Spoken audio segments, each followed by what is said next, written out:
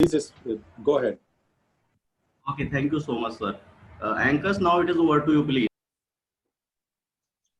Good evening to one and all present. I am Avi Agarwal, Treasurer of IEEE Power and Energy Society BBDITM Student Branch. I and my co-anchor Mehak Singh, Treasurer of IEEE Computer Society BBDITM Student Branch, welcome you all in this 5-day IEEE Pes Day Celebration event. First of all, I express my gratitude towards our Honorable Director, BBDITM, Lucknow, Professor Dr. Bhavesh Kumar Chauhan, Student Branch Counselor, Professor Rafiq Ahmed, Advisor IEEE BBDITM, Dr. Khadim Moin Siddiqui, and IEEE BBDITM Y Affinity Group Advisor, Professor Kanika Lamba, for giving us opportunities and room to maneuver ourselves in various fields. Encouragement, enthusiasm, and excellency are the major aspects of the organization. With an object of encouraging the spirit of research and innovation, IEEE BBDITM, in collaboration with IEEE UP section, feels proud to host this event. Thank you for joining us today. Participants are requested to keep their microphones and videos off during the program. Our branch has organized over more than 75 events, including Region 10 programs beginning from March 2020 till date, and competitions on various topics, including webinar on advanced signal processing technique, IEEE Student Member Development Program, and many more. Our branch has been awarded as the best student branch in the UP section in the year 2020. On behalf of IEEE BBDITM branch, I express gratitude towards everyone who has been supporting us and attending the programs. Here's a short glimpse of various events organized by our IEEE branch right from its inception. Day 1 of the event is the inaugural session and panel discussion. Topics for the panel discussion are humanitarian opportunities in power and energy in the Indian subcontinent, engaging IEEE PES members in humanitarian activities, and clean energy revolution. Most humbly, now I invite our Honorable Director, BBDITM Lucknow, Professor Dr. Bhavesh Kumar Chauhan, for the welcome address. Thank you, anchor of the program. I, with the consent of IEEE UP Section Chair, Professor Satish Kumar Singh sir, as well as on behalf of the management and different stakeholders of BBDITM, IEEE branch, as well as the educational group, including President and Chairperson, Srimati Alka Das. Welcome one and all, and especially our chief guest, Professor Saifur Rahman, who is an exceptional academician and IEEE Life Fellow, and also IEEE Millennium Medal winner. Of course, today is a big day as we are celebrating PES Day, and we also have our mentor as well as past IEEE Chair, Professor S.N. Singh sir, to grace the occasion as a distinguished guest of honor, and who is also a former Vice Chancellor of Madan Mohan Malviya University of Technology, Gorakhpur. Sir, your blessings and your presence make this events very unique to us always and milestone. And since sir is also an extraordinary PES, academician at the not only at the India level, also at a global level. So I'm sure today day as a PES, the day celebration would have been incomplete without the blessing of sir. And I think on the top of it, we have Professor Saifur Rahman sir, who is an global brand ambassador of PES at a international level. So it's really make the event unique. We also have a very distinguished guest of honor, Professor Frede Blab-Jug, who is a Global Energy Prize winner of 2019 and associated with Aalborg University, Denmark. Sir, your presence is really not only an encouragement, but also I am sure with the event as it will follow up, all of us will be enriched with the dimension and your exposure and your contribution at a global level. And I also welcome our esteemed guest for the today event, Professor Atif Iqbal, who is the Vice Chair of IEEE Qatar section and associated with Qatar University, Qatar. Sir, I'm sure despite your hectic schedule, the way you immediately reciprocated to support our program and bless us with your, your understanding, and of course, making this event unique to us, considering the fact that we are celebrating PES.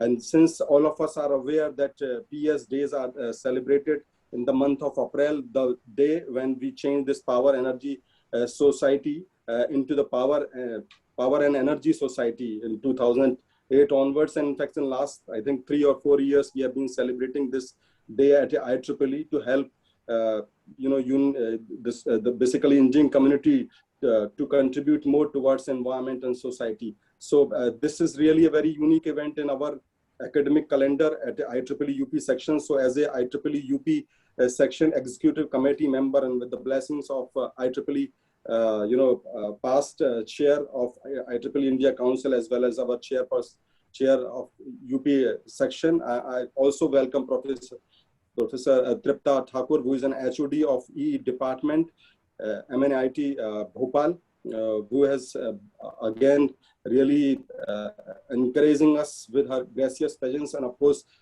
giving her own take off in the time to follow up in the following events. And I also, on behalf of all the organizing committee, welcome Professor Anamika Yadav ma'am, who is associated with EE department and a very senior member with IEEE, and currently serving NIT Raipur, India. So we have luminary academician here who have been associated with Power and Energy Society, and in particular IEEE, and making very significant contribution both at national level as well as an international level.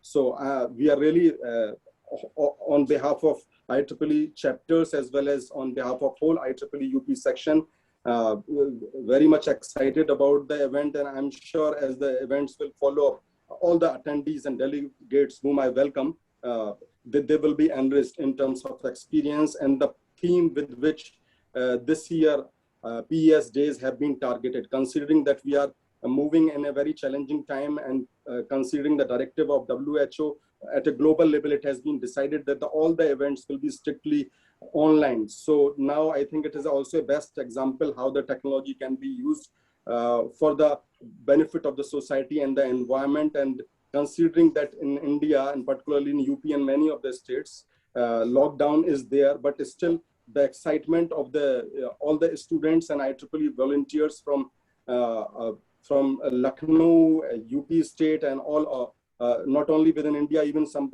delegates, I'm told they are from abroad also. So it's quite an exciting that the time is being used in the right spirit of considering that even our Honorable Prime Minister says that we must change the these difficult times into opportunity. So falling on those spirits, I'm sure this is a very big event, and with the blessings and the support of IEEE UP section, this event is being organized. So over to the anchor. I'm sure with the deliberations that are coming ahead, we will be benefited a lot. So over to the anchor. Thank you so much, sir, for the welcome address. We have with us Dr. Satish Kumar Singh, Honorable Chairperson, IEEE Uttar Pradesh Section. Dr. Satish is with the Indian Institute of Information Technology, Allahabad, as an associate professor. He is having about 15 plus years of academic and research experience in various capacities. He is the senior member of IEEE Signal Processing Society, IEEE Computational Society, IEEE Educational Society, IEEE Biometric Council, IEEE Sensor Council, and IEEE Systems Council. Presently, he is serving as the chair of IEEE Uttar Pradesh Section. On a very special note, I would like to thank him and mention about his support, which he has shown for our branch till date. Now, I would like to invite Honorable Sir for the host address. Thank you very much for introducing me in this August gathering and wonderful event.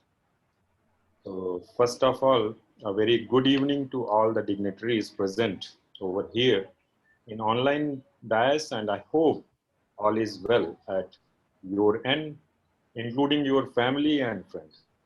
I wish everybody to be okay during this tough time of global pandemic, COVID-19.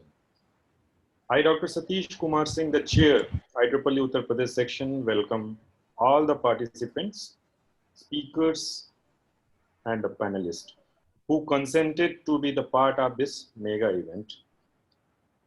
The entire program has been spreaded over 5 days, and various activities related to Power Engineering Society has been planned very beautifully by the organizers. Although this is a tough time of COVID-19 and the entire world is passing through the worst pandemic ever experienced.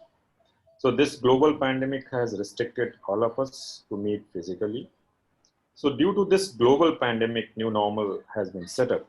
And rather than having the physical meetings, conferences, workshops, and other events, the IEEE is progressing with very firmly by using the modern technology, teleconferencing, and other technical tools.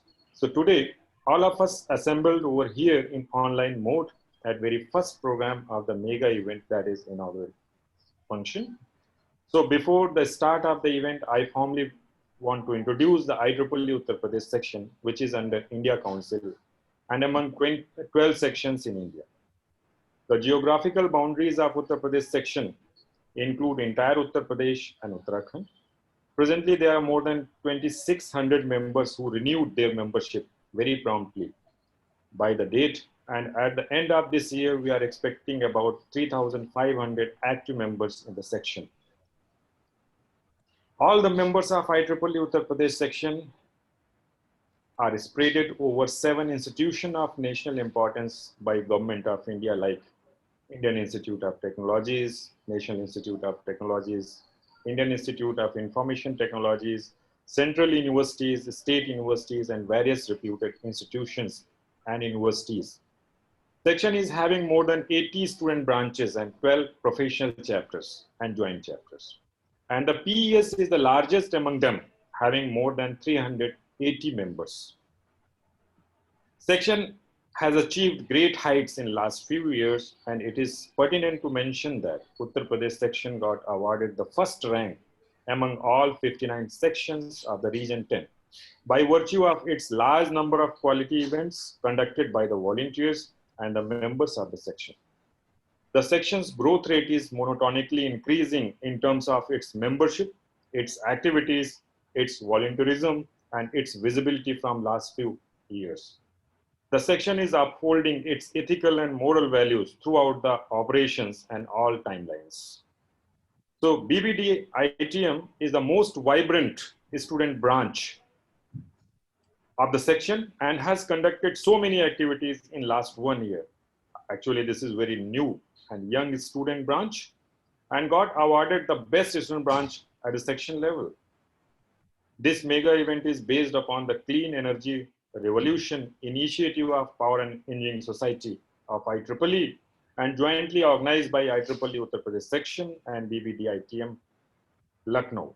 So on behalf of IEEE Uttar Pradesh section, I formally welcome our chief guest of the day, Professor Saifur Rahman, an eminent professor from Virginia Tech, the Life Fellow and Millennium Medal winner of IEEE, and presently contesting for IEEE Presidential Election 2022. I warmly welcome our own Professor S.N. Singh, Department of Electrical Engineering, Indian Institute of Technology, Kanpur, the past chair, IEEE India Council and UP section as well.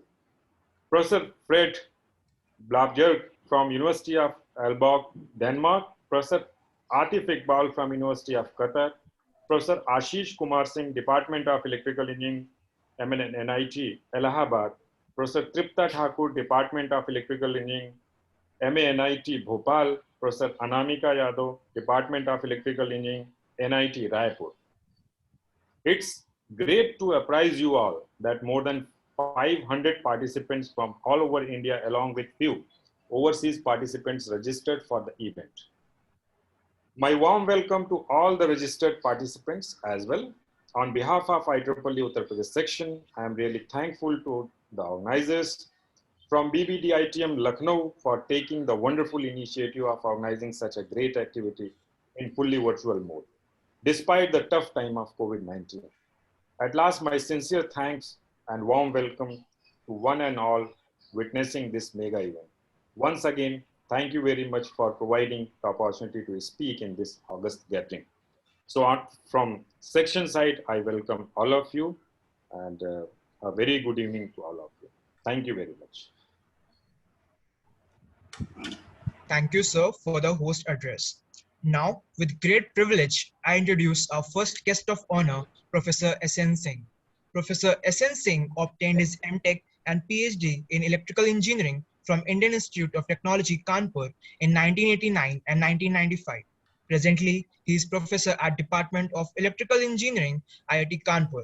Before joining IIT Kanpur as an associate professor, Dr. Singh worked with UP State Electricity Board as assistant engineer from 1988 to 1996, with IIT Roorkee as assistant professor from 1996 to 2000, and with Asian Institute of Technology, Bangkok as assistant professor from 2001 to 2002. His research interests include facts, power system optimization and control, security analysis, wind power, etc. Professor Singh has published more than 500 papers in international, national journals, conferences, and supervised over more than 31 PhD. Presently, Professor Singh is the immediate past chairman of IEEE India Council. Now, sir, I request you to kindly give your insights on why we should celebrate IEEE PS Day. Okay, good evening to all the people from the India, and good morning to Professor Saifur Rahman, and also good afternoon from the Al-Bagh University, Dr. Fred. And I can see the panelists, I think almost all are known to me. I can see Aziz Singh, I can see Tripta Thakur, Head of Department of NIT Bhopal, Anamika Yadav from another NIT, and a whole team led by Dr. Professor Bhavesh Kumar Chauhan, including this is your, it is having the Rafiq and your Khadi, and many others, those are directly and indirectly involved.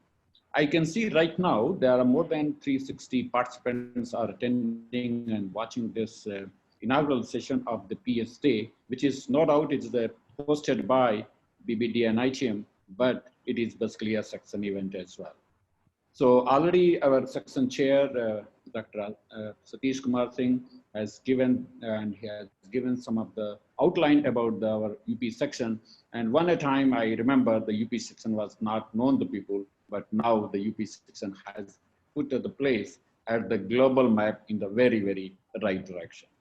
And now coming to the PS Day, as you know, this is always it was demanding that we were having this society. It is a very old society. It's somewhere it's established in 1988 by Thomas Alva Edison, and it was power energy society. But there was a demand because we are not only working on the power.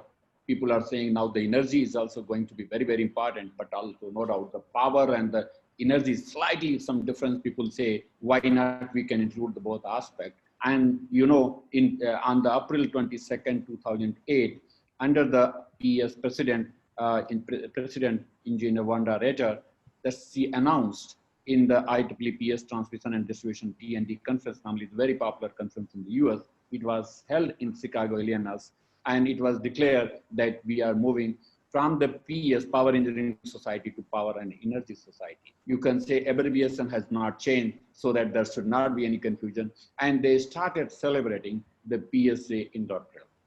And as you know, the PS Day goal is to basically encourage the PS volunteers with the PS history and 5 PS pillars of more power to the future vision. That was there, including advancing global participation, educating the future workforce, industry activities, trends, standards leadership, and the participating in the regulatory initiative. So the third, there's a various, 2008, it was declared the PES, and we are celebrating the PSA day that now we should say that the Power and Energy Society should be having some milestones, should be trying to put some sort of, new initiatives, and people can see that's what the PS Society is doing. So here in this PS Society, always we feel that we can give the affordable and the green energy to end users and at the reasonable cost.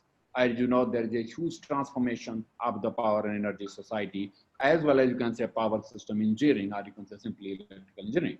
We talked about the very conventional power system, and now we moved in another direction where now we calling is the clean energy and the panel they have organized.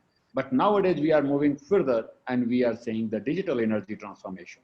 So the digital energy, the usage is going to be one of the very impactful in the energy sector, and you can say power sector, and that is going to play a very vital role. And all we know, the lot of initiative in the smart grid, that is basically the ICT, that is the keep on coming here.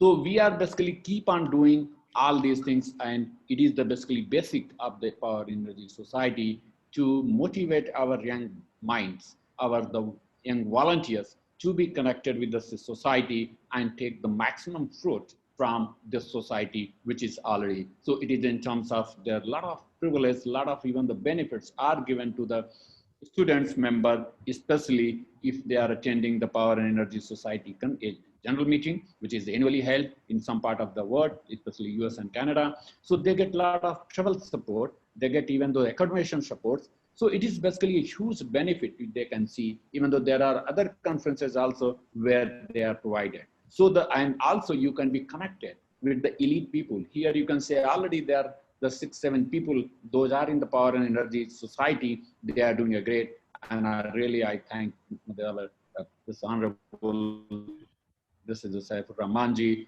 who is also a presidential elect candidate, and I ask you people to support him so that he can do something better for the Power, Energy and Society in general, but in specific to IEEE. We are having the Fred from the Albark, and that is also very, the very popular university. And here, the various people will be talking the different arena while we're not taking much time because already we are going for the panel session as well. But certainly this clean energy is one of the need of the hour, along with we have to utilize the digital technology along with that, and that will be helping our needy and the people. So always, the IEEE, the main tag always I say in my talk, that it is a technology, advancing technology for humanity. And that is the basic, the prime of this. So we have to reach out. We have to give the electricity to the deprived people, to the end users. Those are not able to access. And our government of India mission is also the same way.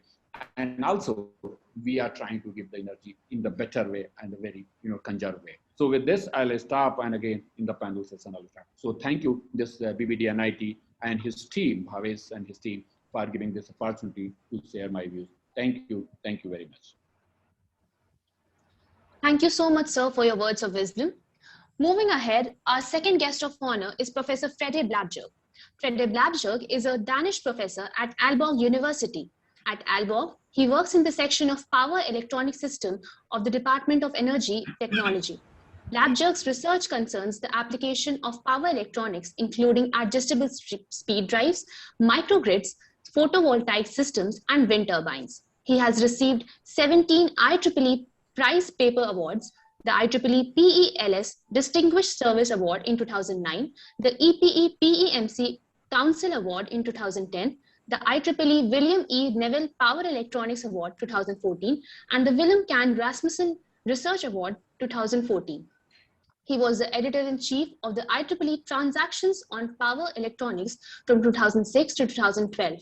He has been distinguished lecturer for the IEEE Power Electronics Society from 2005 to 2007, and for the IEEE Industry Application Society from 2010 to 2011.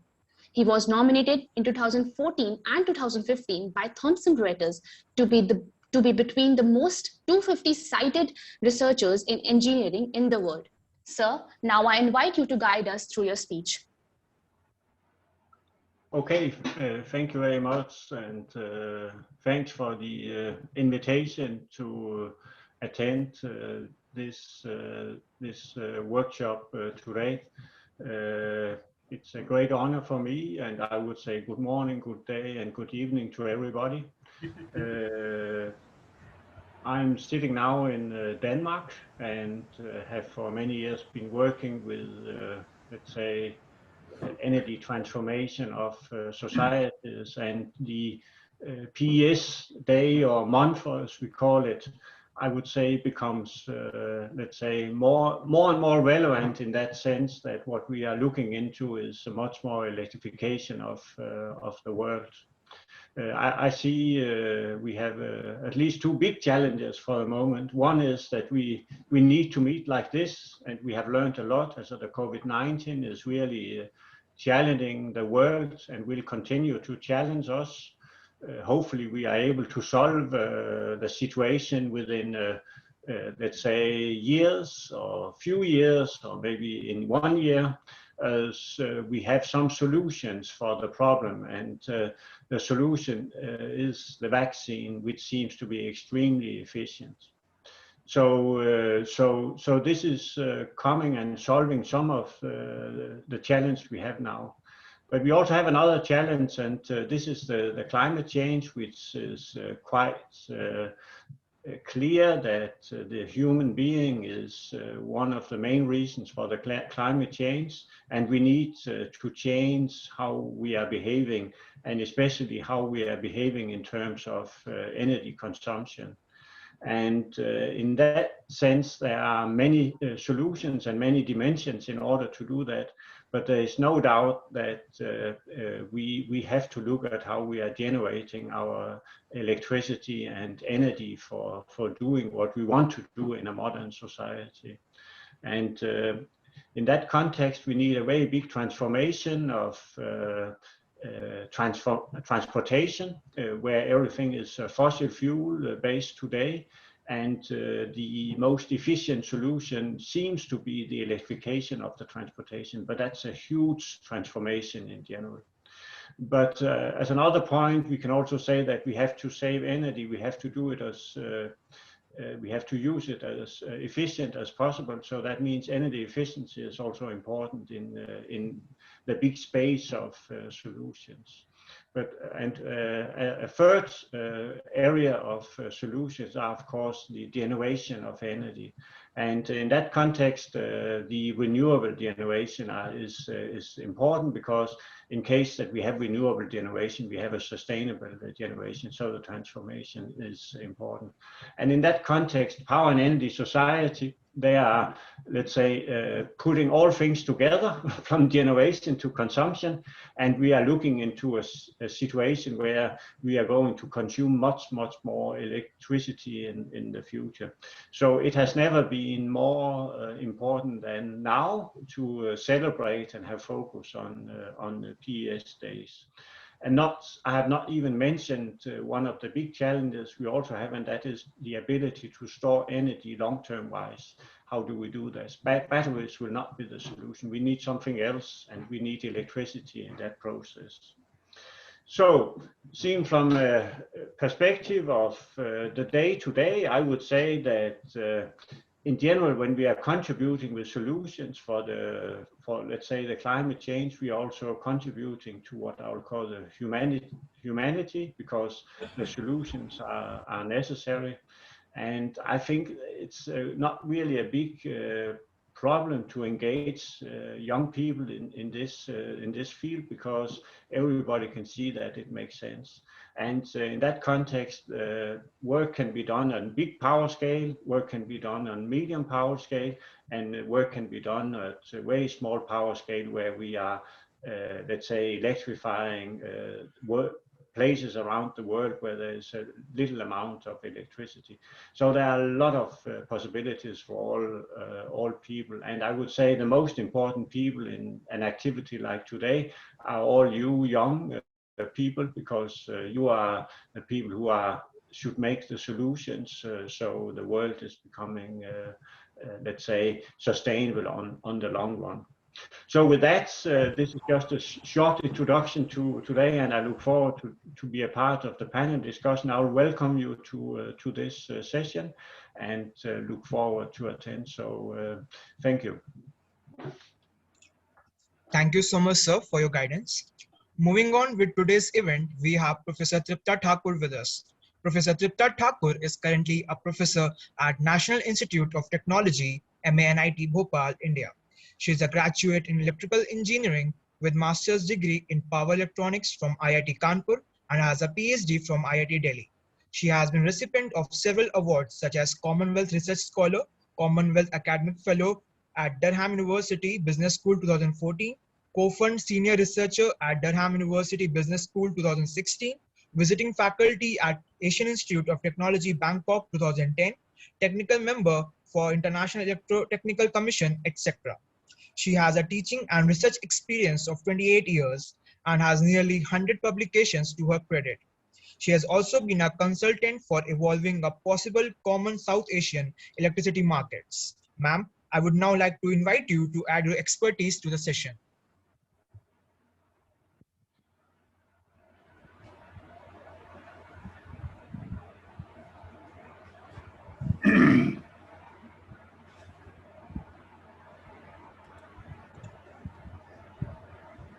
Professor Tripta ma'am, are you there? She may unmute herself. Actually, ma'am, mic is off. Mute. Ma'am, kindly unmute yourself.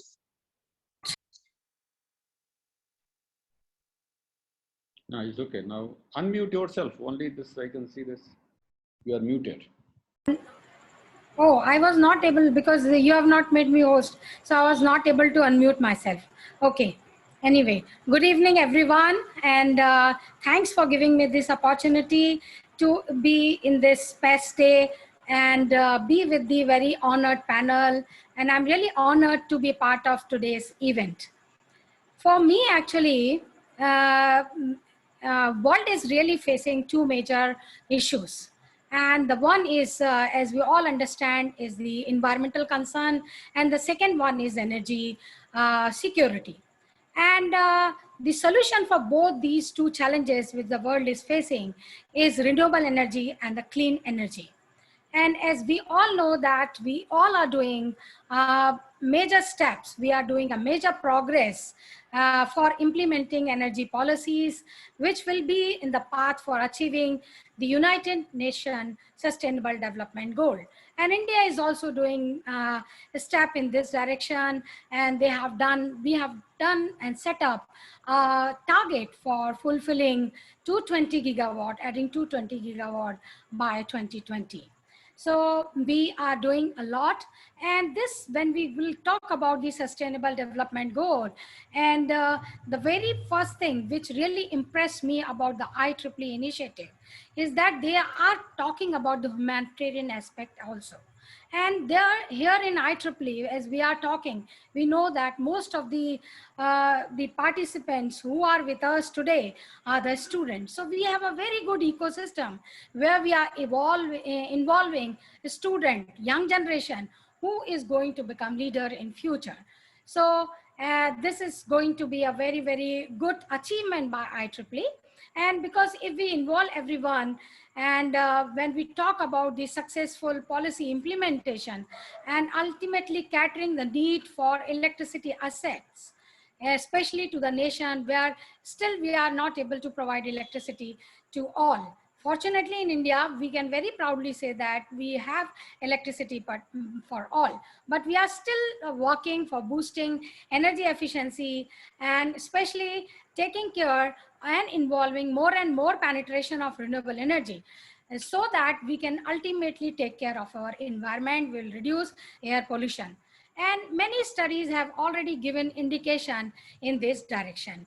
And as I belong to another community where I have been requested that how this PES and IEEE movement are going to support women participation in future. No country will do impact in any policy until unless we involve 50% population, which is the girls and women population.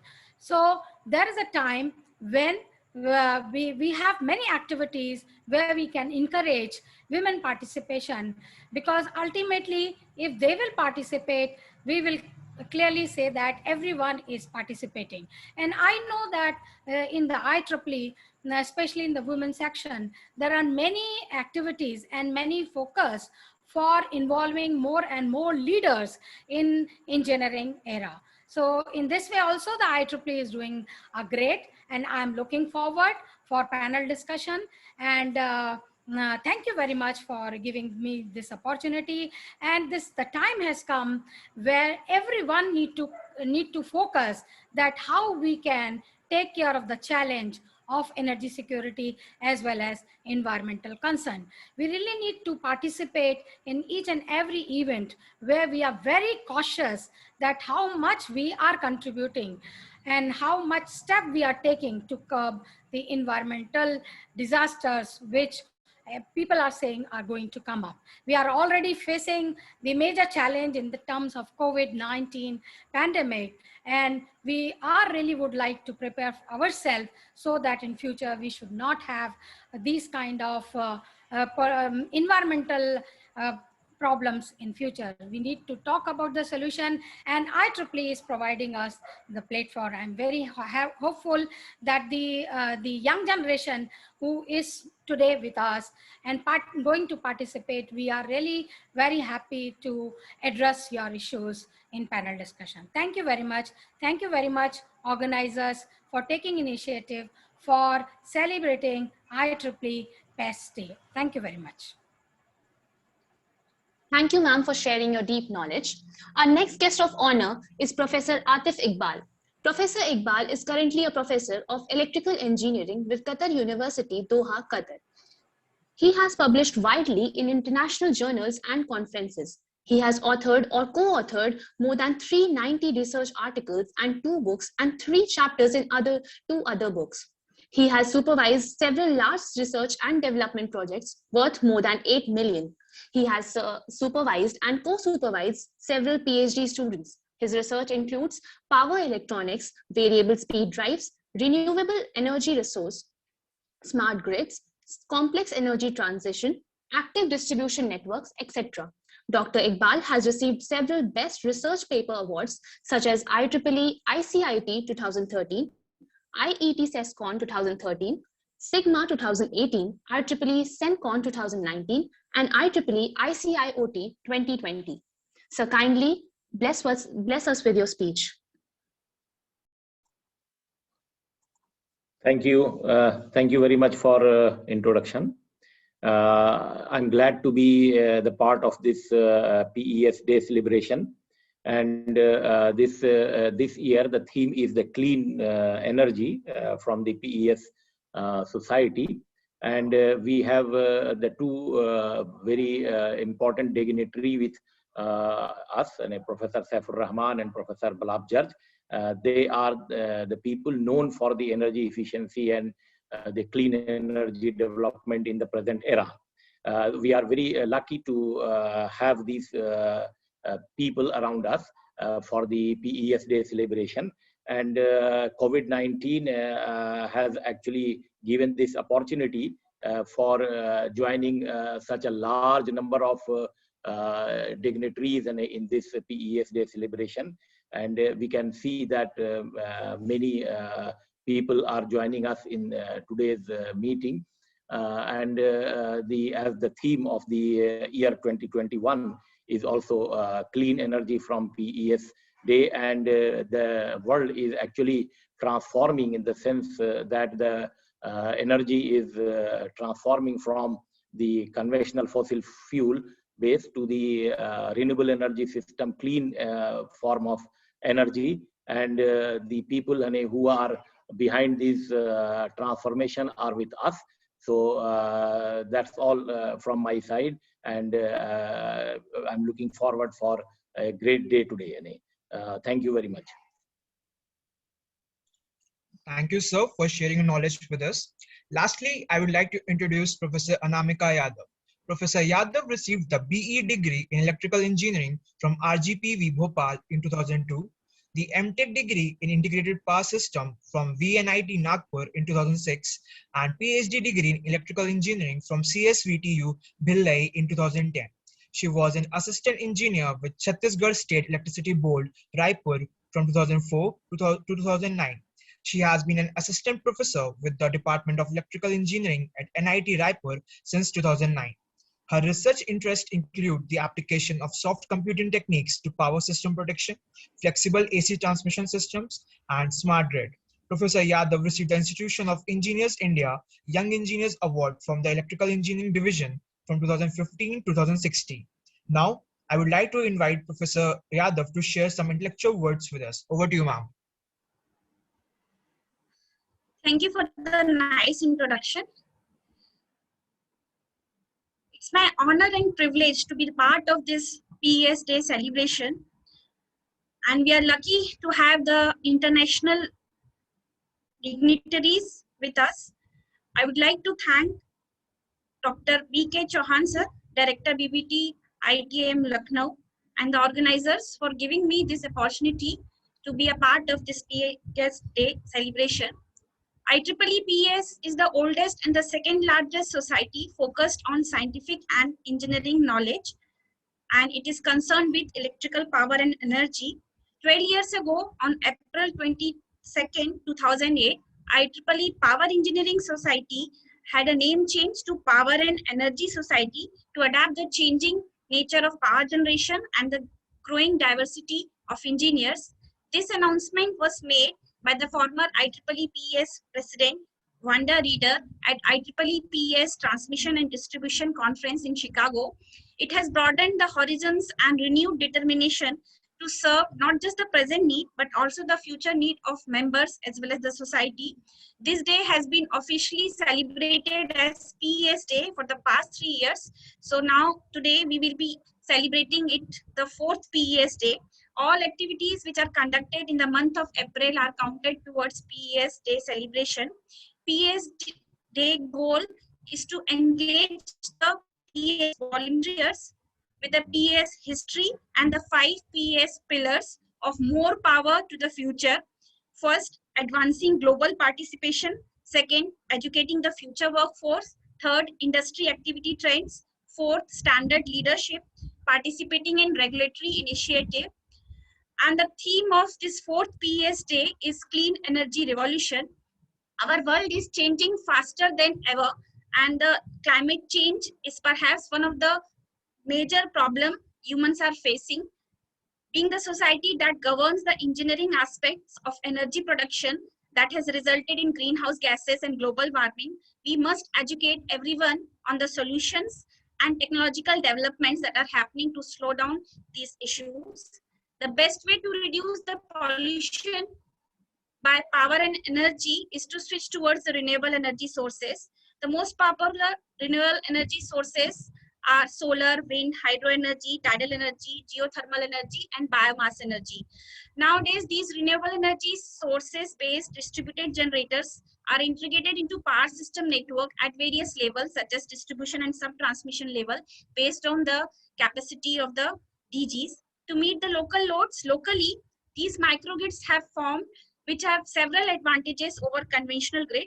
So here we have to take initiate to reduce the power consumption as well as to use more and more renewable energy sources so that we can save power for future generation. And with today, I would like to encourage all professionals across the globe to help bring more power to the future with clean energy revolution. At last, I would like to thank the organizer of this event for giving me this opportunity to serve the membership during the current pandemic of COVID-19. Coronavirus has seriously affected our human lives, but one of the benefits that I see is that we are having reduction in air pollution. This is certainly due to the frequent lockdowns that has been imposed by the different governments of various countries, which has restricted us to stay confined at our home and also shutdowns of various industries. So this has led to reduction in somewhat air pollution, but we have to be aware that we should have our behavior to save power and use more and more renewable energy sources. Thank you, everyone. Thank you, ma'am, for such an amazing speech. Now, with great pleasure, I would like to introduce our Honorable Chief Guest, Professor Saifur Rahman. Professor Saifur Rahman is the founding director of the Advanced Research Institute at Virginia Tech, USA, where he is the Joseph R. Loring Professor of Electrical and Computer Engineering. He also directs the Center for Energy and the Global Environment at the university. He is a life fellow of IEEE and an IEEE Millennium Medal winner. He was the president of IEEE Power and Energy Society for 2018 and 2019. He was the founding editor-in-chief of the IEEE Electrification magazine and IEEE Transaction on Sustainable Energy. He has published over 140 journal papers and has made over 400 conference and invited presentations. His H-index is 51 and over 14,000 citations. In 2006, he served on the IEEE Board of Directors as the Vice President for Publication. He is distinguished lecturer for IEEE Power and Energy Society and has lectured on renewable energy, energy efficiency, smart grid, energy internet, blockchain, IoT, sensor integration, etc. in over 30 countries. He is the founder of BEM Control LLC, a Virginia-based software company providing building energy management solutions. He served as the chair of the U.S. National Service Foundation Advisory Committee for International Science and Energy Engineering from 2010 to 2013. His research at Virginia Tech has been funded by Duke Energy, Tokyo Electric Power Company, the U.S. National Science Foundation, the U.S. Department of Defense, the U.S. Department of Energy, and the state of Virginia. He has a PhD in electrical engineering from Virginia Tech. Sir, it's an honor for us to have you with us today. We were very delighted when you accepted our invitation to come to this event. I'm sure your words would be very useful for us today. Please grace us and bless us with your knowledge. Thank you, Mahak Singh. Thank you very much for the kind introduction. Good evening, everybody. My pleasure to come before you. I want to recognize my good friend, Sam I know very well, and Sam I just met today, Professor Bhavesh Kumar Chauhan, Professor Satish K. Singh, Professor S.N. Singh, Professor Freddie Blaberg, Professor Tripta Thakur, as well as Professor Atif Iqbal and Professor Anamika Yadav we just heard. It's my pleasure today to come before you to address this event, which you have done very well. As you can see, I am, as a past PES president, very dedicated to PES's growth, awareness, and global recognition. You see behind me the screen, which has the pictures of all the people I just mentioned. And I especially congratulate this group, Student Branch, from your university, Babu Banarasi Das Institute of Technology and Management in Lucknow. When I saw the name, I was invited by Dr. Moin Siddiqui sometime back, if I'd be willing to come before you and speak today. When I saw the name of the institution, that impressed me. Technology and management go hand in hand. And I'm sure your founders of this institution had this in mind, that you'll not only produce engineers who can solve technical problems, they can manage the solution application of those problems. If you go to some good schools, colleges in the US, like MIT has a very famous technology and management program, so does Stanford. So this is very good. I hope your institution, BBDITM, becomes a leading light in India to showcase how you train engineers. For that matter, I'm very happy that the IEEE Student Branch, as well as the PS chapter, student chapter, have taken this leadership role to make this event practical, visible, well-known, and impactful. I wish you all the success. I also notice this event has been co-sponsored by the IEEE UP section.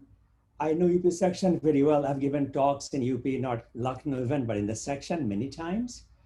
And I know Professor S.N. Singh very well. Had the good fortune to meet with him in Bangladesh some years ago. And he's an example of how we can run IEEE, PES, PELS, Freddie's society, because we have dedicated volunteers who spend their own time to make IEEE a successful organization.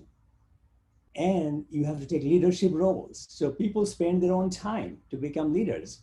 I'm very happy to see that Professor S.N. Singh has agreed to be a candidate for IEEE PES Secretary election to be held this coming August. I wish him the success. Coming back to your institution, you have done very well. I've noticed on your website, you have done many other webinars like this one last few months, which is amazingly competitive in terms of time that you spend doing this. I have seen the numbers. India has the second highest number of IEEE members after US, second highest. And to be more meaningful, India has the highest number of student members globally, highest in the world, student members. That means Indian students find the value in IEEE. They find IEEE to be a good platform to be engaged, like you see many students who spoke today and many attending today's event. This is very encouraging. Similarly, IEEE has been very active in India. I have helped to bring conferences to India. We recently held the PowerCon conference in Bangalore. We held the Smart Grid conference last year in India. I'm trying now to bring a major IEEE conference to India. We'll bring like 10,000 people in attendance.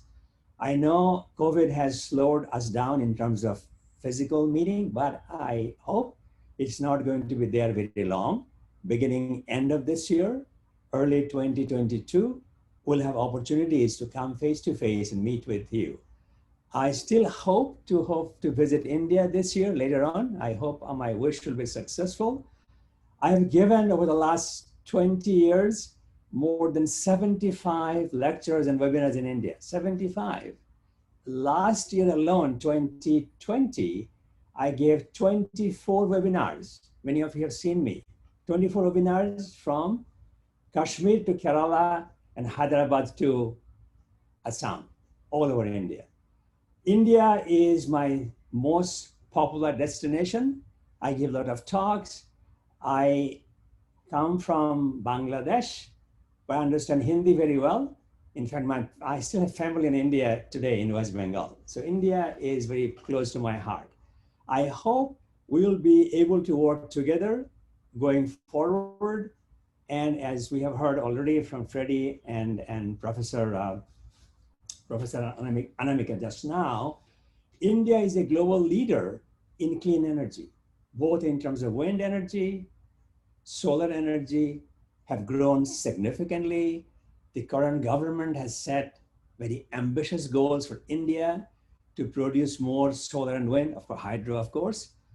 And that will help, as Dr. Freddie Bleberg mentioned, to reduce the impact of fossil fuel on the global warming challenge. So India is a leader. I also work as advisors to many Indian universities. I've joined projects in NITs right now today. I work on, one area is microgrid.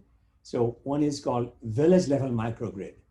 Yes, India has been successful in taking power to the villages, but needs more robust and reliable power supply. One way to do that is to provide local solutions. And these microgrids we are talking about are a vehicle to provide reliable power using local generation, local supply as much as possible. I hope India will become a global leader in showing how microgrids can play a role in making the Indian population who live in remote areas, villages, gain the full benefit of electricity going forward. We talked about electric vehicles, which is fine. India today produces electric vehicles. That market is growing. So in all respects, electric vehicles, solar energy, wind energy, power of energy efficiency, power applications, training, education. India is a figure globally visible to make it happen. I'm very happy that I'm able to come to this meeting today and share my sincere enthusiasm for PS Day. As you know, I was a president 2 years ago, and I've been PS member since 1974. I'm a member of PS 47 years. PS is the original IEEE society, meaning 1884, when the IEEE's predecessor was established, PS was at the table. PS and Communication Society. If you go to history of IEEE, you'll see power and communication. Those came together to form the American Institute of Engineers, AIEE, in 1884. So we have a long history, and we are the second highest society in IEEE today. We're growing very fast. We are very big on student focus. I hope we'll be able to come together soon and see each other's contributions shared with each other and make the global power energy application very, very successful as an example, as a shining light for the future. With that, let me stop here. I'm looking forward to attend the panel session following this event, and we'll hear more from all of our esteemed guests today. And again, thank you very much, the student branch, the student chapter at BBDITM, and your professors, your director, your leaders to help put this together. Thank you very much. We hope to be in touch as we go forward. Thank you again. Thank you so much, sir, for sharing such a wonderful knowledge with us. Now, I would like to introduce our moderator of today's panel discussion, Professor Dr. Bhavesh Kumar Chauhan, sir. Professor Dr. Bhavesh Kumar Chauhan is an electrical engineering graduate from Aligarh Muslim University. He has done master's degree course in control and instrumentation from Delhi Technological University and awarded PhD by GBTU Lucknow. He has been awarded with Rotary Award for his contribution in technical education. He has more than 20 years of teaching, research, and corporate experience. His research interest area are artificial intelligence applications in power system, load forecasting, smart grid, electrical machine design, and sustainable energy developments. He has delivered many invited talks at both governmental and non-governmental organizations in the field of power systems. Dr. Chauhan is a fellow of Institution of Engineers, India, fellow IEEE, and senior member IEEE. He is a recipient of Young Scientist Award, Shiksha Gaurav Puraskar, and Teachers Excellence Award. Currently, he is working as a director of Babu Banasi Das Institute of Technology and Management, Lucknow. He is an active IEEE volunteer and serves as Advisor, Power and Energy Society Chapter and Chief Advisor of IEEE BBDNITM Student Branch. He is a convener of the Strategic Planning and Operations Subcommittee, IEEE UP Section. Dr. Chauhan has served ABES IT Ghaziabad as director for more than 6 years from year 2012 to 2018. He has been declared by UP State Center Committee of the Institution of Engineers India as an outstanding engineering personality in March 2019. He is a Dean of Resource Generation and Alumni Relations of Dr. APJ Abdul Kalam Technical University, Lucknow. Sir, now you may proceed with the panel discussion. Thank you, Avi. And since this is an awaited event as a panel discussion, and I think that truly justify the spirit for that Pes Day celebration.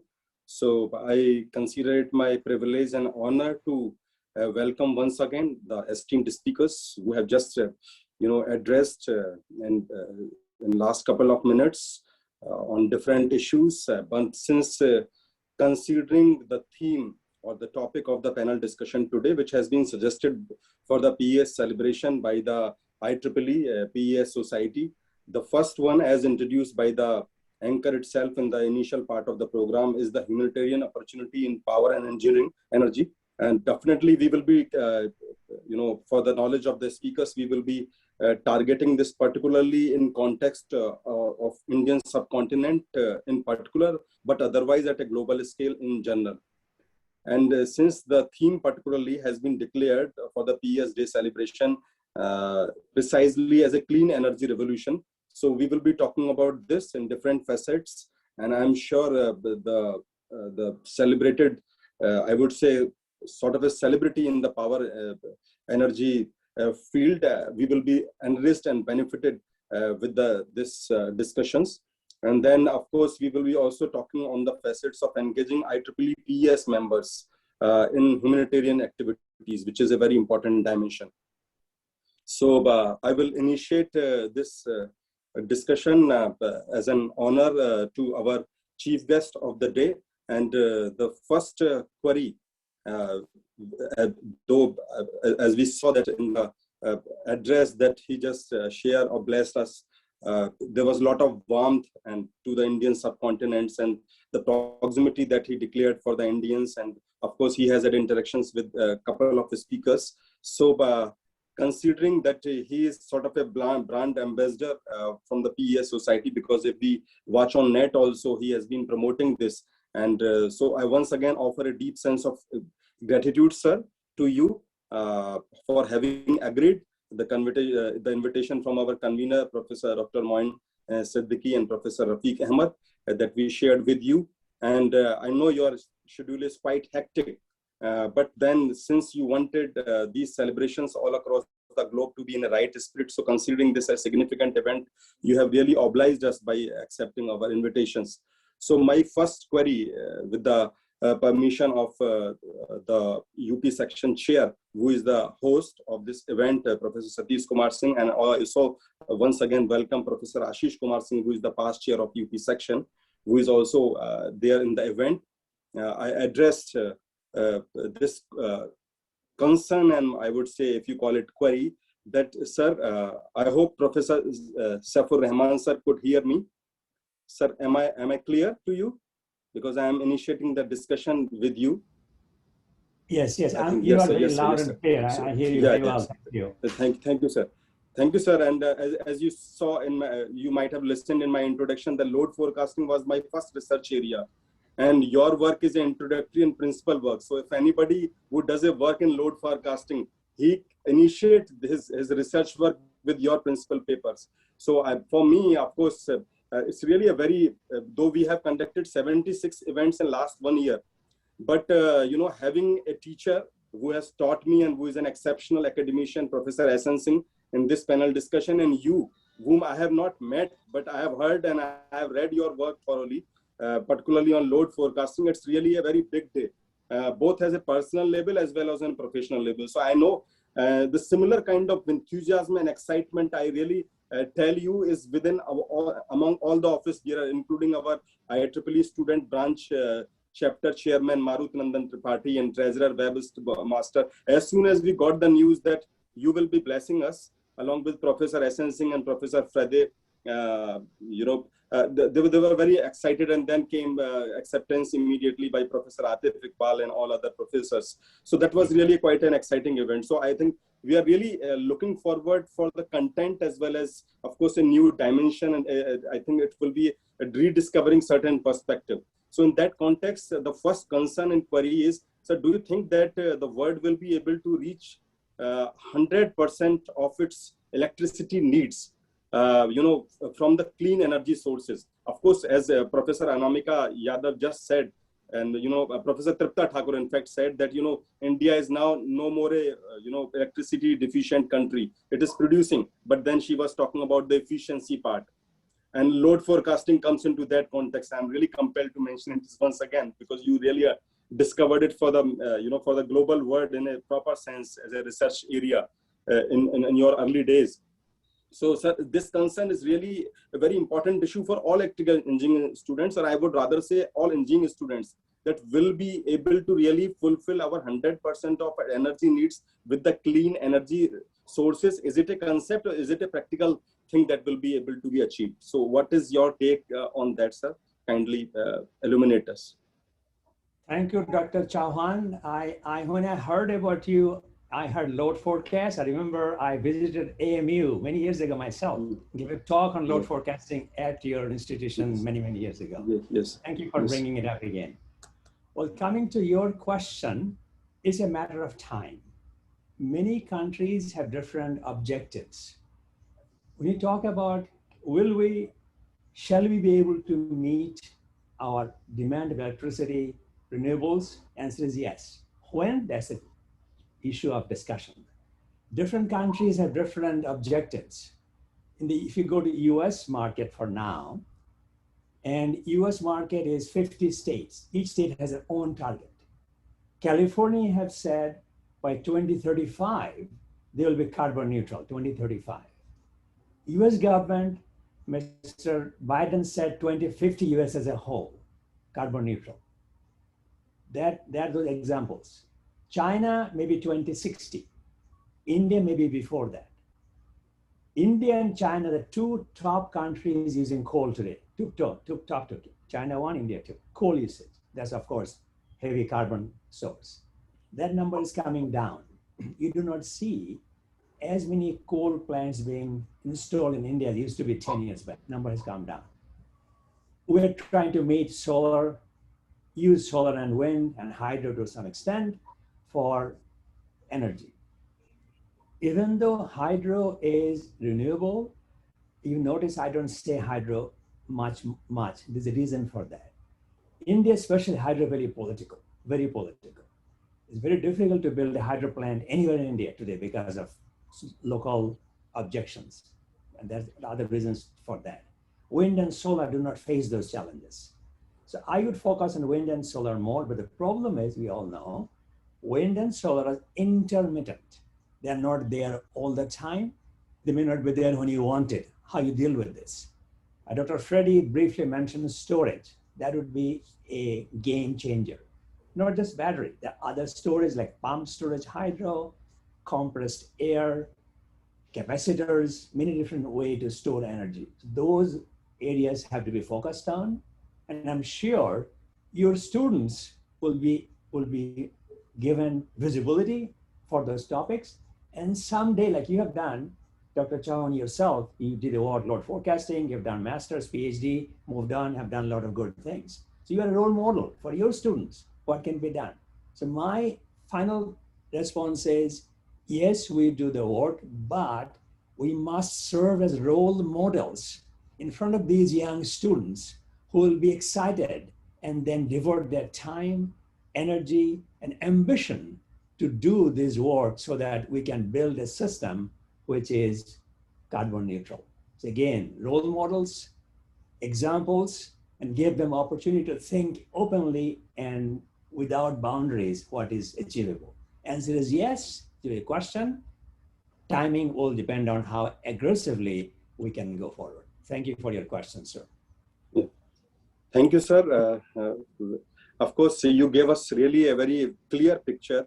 And since you mentioned that, that will be possible, so it's quite positive. And I'm sure, having had an experience in this field for such a long time, getting yes from you is definitely makes the pictures quite positive. And you also mentioned about certain issues with reference to the clean energy being intermittent, particularly wind and solar. That is also one area where the US government has been quite vocal, because as they have increased the percentage of the renewable energy, they have come across with certain problems. But then I think, since there are too many choices available, I'm sure that having a commitment as a yes will really give a lot of momentum and encouragement to the research in this directions in time ahead. And there is one positive part also, that at least in writing, there is a lot of commitment on government part, including our Honorable Prime Minister, because he has been quite vocal since he took a charge in terms of increasing the number, the percentage of renewable energy, and of course, caring about the environment. So I'm sure with time, the willpower of the government should make a difference. So now moving ahead with the discussion, Professor S.N. Singh, sir, I have one more concern to you, that what will be the role of utilization of renewable energy to overcome the global warming in future? I know you have done a lot of work, and I feel privileged having been a student. You are an exceptional teacher. I don't know how I have been a student, so I cannot comment on that, but I feel fortunate enough to take a course under your guidance, and the way you have supported and blessed, mentored me throughout my careers, even changing positions, taking different challenging academic assignment or administrative assignment. I found that in my life, you have been a very important key figures, and so positive, always helping all your students to really go ahead with the bigger challenges. So I think considering this issue, which is a very important point, that what will be the role of utilization of renewable energy to overcome the global warming, because global warming as a term has been in use as a matter of concern for a couple of decades now. So at times, a layman wonders whether they will remain the issue, and the kind of progress that has been there pre-pandemic time, there have been speculations and apprehensions also. But since the COVID has come now, there have been turbulence, there have been self-introspection also. What is your take on the utilization of renewable energy to overcome the global warming in future? So kindly bless us with the perspective, sir. Thank you, Professor Bhavitz. Simply, I can say that history repeats.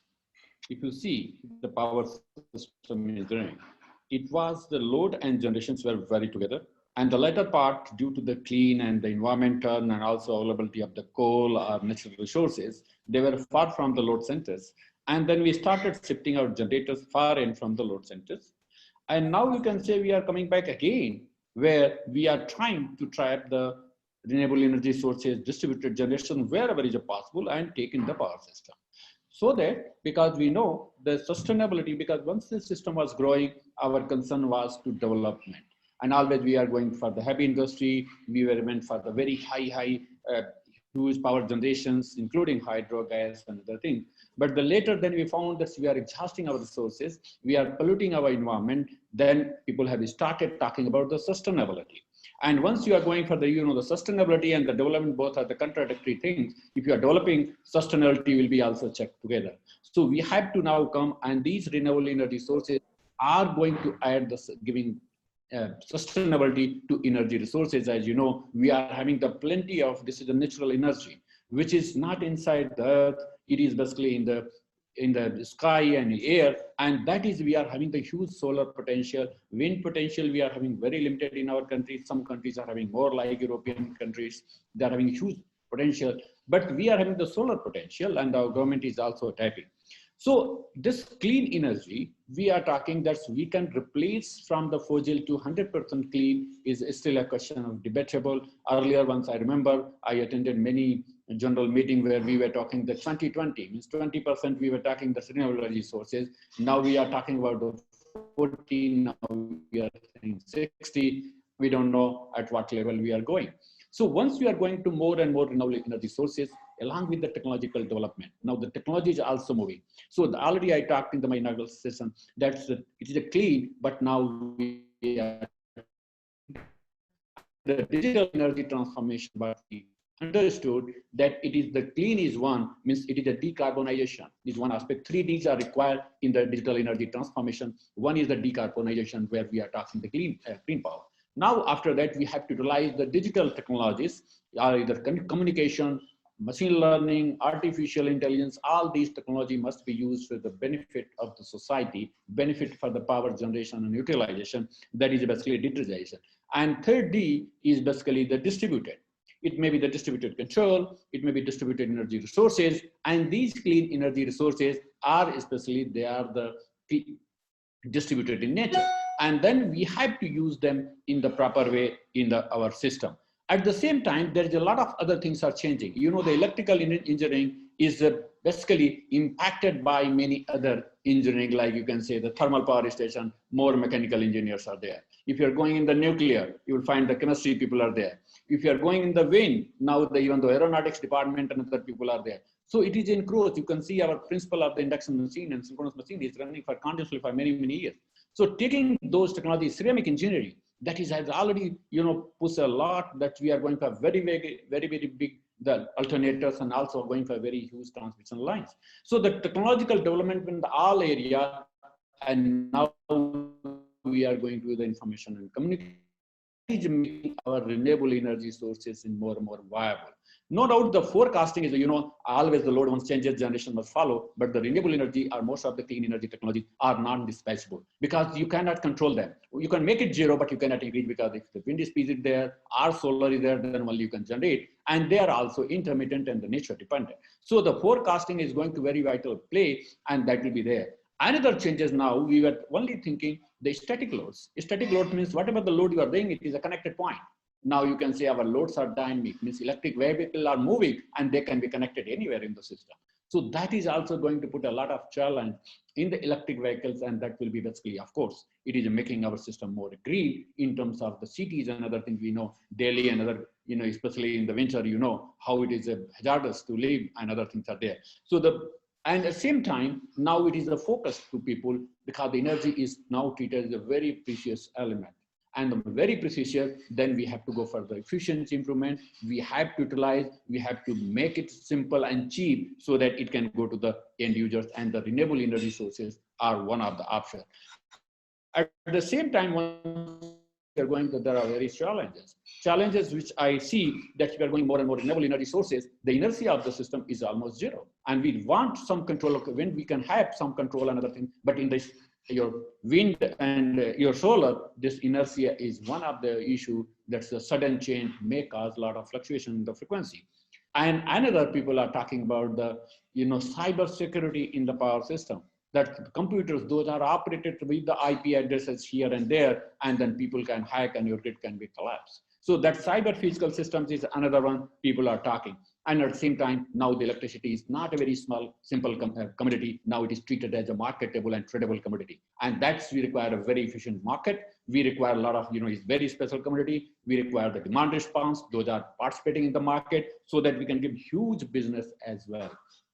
Another change is coming here to make the clean revolution, that the storage already, that is very, very important. It is not only battery storage, no doubt the storage of many kinds, that must be done. And it is believed, I believe, even though our Abdul Kalam ji said that there is a future, there may be one day come, that's just like what we buy our milks and the bread for every day, we can buy the energy for every day. Just we buy energy storage, put it in your socket for the 24 hours, there is no problem. If that day will come, I think that is the future of electrical engineering is very, very dark. Then there's no wire, nothing. It will be built in the Sahara Desert somewhere, and finally it will be transported by the sea and other thing. We are just going in the grocery shop and we can buy. But again, maybe the surprises will come, and it may become, which will come. I'm thinking the different direction will be moving.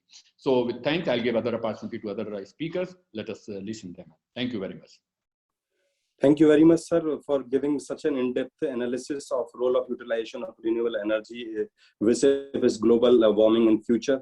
And you talked about 3Ds, which is really a very interesting concept. You also talked about the different aspects of it, whether it's efficiency and making it simple as well as cheap. And then you also talked about the challenges, in various dimensions, including the cyber security, which make us also sensitive considering the smart grid and and also the load forecasting and so many other aspects, because it makes our system vulnerable when we talked about the cyber security. So thank you very much, sir. It's really definitely enlightening to all of us to get a clear picture. Now I request Professor Frede Blabjer to really, I hope I'm audible, sir. Professor Frede Blabjer. Yeah, I'm here. Yeah, sir. Can you hear me? Sir, of course, you are a very important international figure, as a couple of the speakers have, mentioned, and you are a well-known figure when it comes to the PEC. So we really feel fortunate. I am once again acknowledging this forum with the help of IEEE UP branch, that despite your engagements, hectic engagement, you immediately accepted our invitations. Or now you are blessing us with your wisdom and your take and your understanding of the issue. Sir, my concern and query is to understand your point of view, that is the world really doing enough for this climate change issue? So do you think that is there any enough effort on the global part? Of course, Professor Saifur Rahman sir talked about different targets of different countries like China 2050, India doing it well ahead in terms of declaration. But talking about the practicalities and talking about maybe considering that it's a global issue, and there are so many countries and the kind of state and the way they run their government and the different kind of administrative systems in different countries. So considering diversity and different local issues, do you think that the world is really doing enough for the climate change? What is your take? Or is it an abstract issue where we cannot really set the targets because they have been different government meetings, the different protocol, Paris Protocol, and even now the US President has, just recently declared that he will be inviting more than 50 state heads, to his country, including Indian Prime Minister has also accepted his invitation. So, but since the countries are like 50 or roundabout, but considering that it's a global issue, are we really moving with the desired pace, considering that it's a issue which will impact everybody and everyone, regardless of the country, regardless of geographical location? Once damage is done, the damage is going to affect everyone. So is it really, are we really on a scale of 1 to 10, if I really put it precisely, you may skip this part, but I'm really compelled to do it from the point of view of the understanding of the students, that on a scale of 1 to 10, do you think that we are scoring 11 or maybe 5 or maybe 2 or maybe 6? Or if you would like to put it in terms of words only and would like to really shun away this concept of numbers, then you can definitely skip that part. But to give a clear understanding to the students, and considering that they are doing undergraduate projects, or some of them are aiming for research in the coming time, are we really need to gear up? Are we really need to pull up our socks, and it's really we are moving very slowly? What is the scale? What is your opinion, sir, on this issue? It's a very broad question, but of course the direct answer to your question, do we have enough pace on the transition or not? My opinion is we do not have enough pace. We should have more pace. And my main motivation for saying that is when I listen to the people who calculate, let's say, the temperature on the Earth, and so what is the implication on, let's say, the emission we have, and what are we going to see of change on the Earth? So the simple question is that we should have more speed on it. But I would also like to highlight here that the energy sector is, of course, a major part of the whole equation in terms of doing something. But there are also other parts in the world which are affecting the climate loading and so on. So it's a very complicated. For example, in my country, there are a lot of discussions on who is making CO2 emission, and also a part of that is the agriculture and so on. So it's not only the energy sector, but it's also a lot of other parts. But if you look in the energy sector and the ambitions we see globally, I think in the last year I have been quite positive because we need some countries who take the lead, and in that way show the way for other countries what is possible. And of course, everybody looks to US, and in, let's say, 1 year ago, it was not very perspective, despite the states are independent. But now there are new signals, and when US take a lead in that respect, I have a stronger belief on that things will be accelerating more than we see today. I would say that part of Europe is moving fast. China has also put up strong ambitions, but then we have other countries who maybe have the ambitions but do not have the, let's say, resources to do it. And that's something I think will come in the next wave in terms of making the global change, that the countries who are taking the lead, they are also helping the others to go into that direction. And yeah, unfortunately, as you are saying, it's not so easy to go back again when we harm the Earth. So personally, I really hope that the Earth will be able to, as the globe, the 200 countries will be able to even accelerate more the initiatives. So there is, let's say, a more perspective chance that the temperature is not rising too much, because because then we will not see people be able to live more places around the world. Thank you very much, sir. Of course, you really talked in a very clear perspective, though it was a really difficult, I think, issue, and considering its broadness, as you highlighted in the initial part itself, that it has issues. But as very interestingly for us also, it's a learning. You talked about that it's an issue of ambitions versus the resources also. So that's like a merely ambitions, as you said, it will not really be sufficient. It's like how the different countries are willing to really use the resources, or whether they have the resources at all or not, in ratio of their ambitions. That is also important. But then the kind of positive take that you have seen, you have mentioned that now US as a country has taken a lead in certain issues, and since they are moving in this pandemic time, they have declared some meeting, and now they are calling different states of a state. So we cannot be in a wait mode. And of course, certain countries have made a very promising commitments, including India, and I think maybe China also. But then I think it is the time that will tell. But we don't have a choice either, if we put it very rightly. So at least those who are vigilant enough, those who are capable enough, they should really come forth, as I can really make out on behalf of all the listeners. I think we must really take a lead and really contribute in our own way. So thank you very much, sir, because you have given us a optimism in that context, that yes, right now we are maybe vis-a-vis required pace, we might be slow, but then things are not in a static state. And then now the different countries are again looking up in this time, and they are committed enough, and I'm sure we will be able to repair this damage that was done previously in a big way.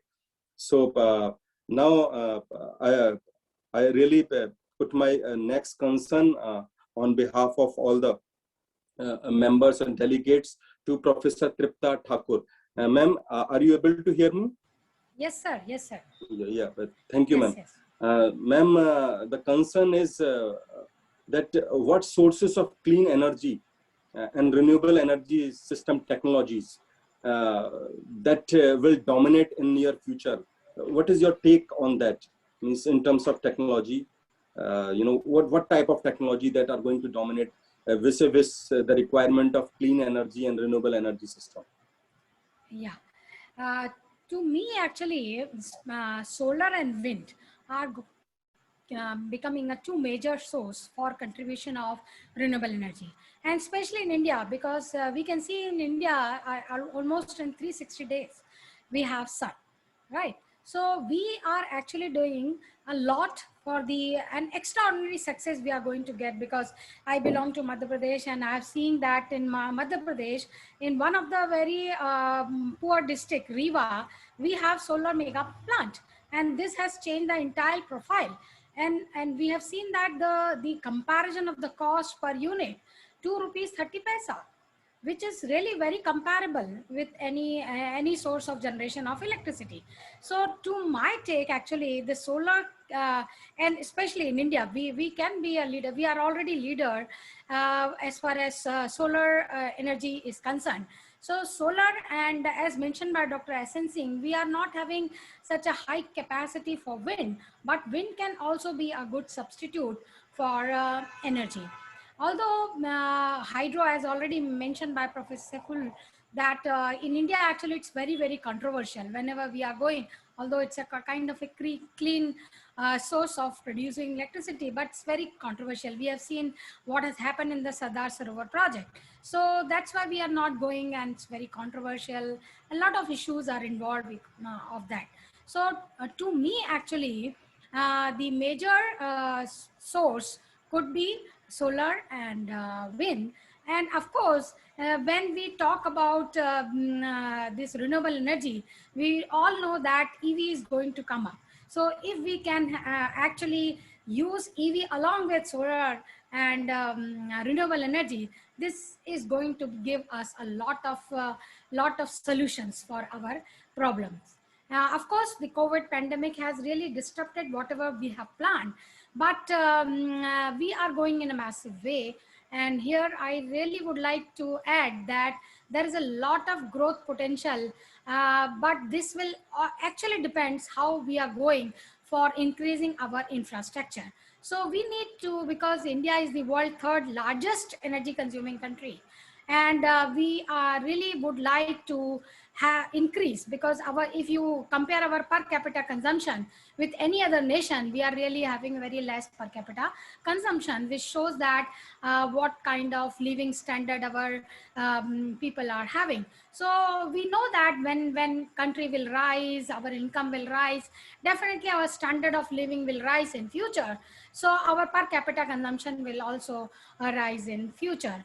But if we are really concerned about the environment, then we really need to think a lot. And as I already mentioned, 300 dates.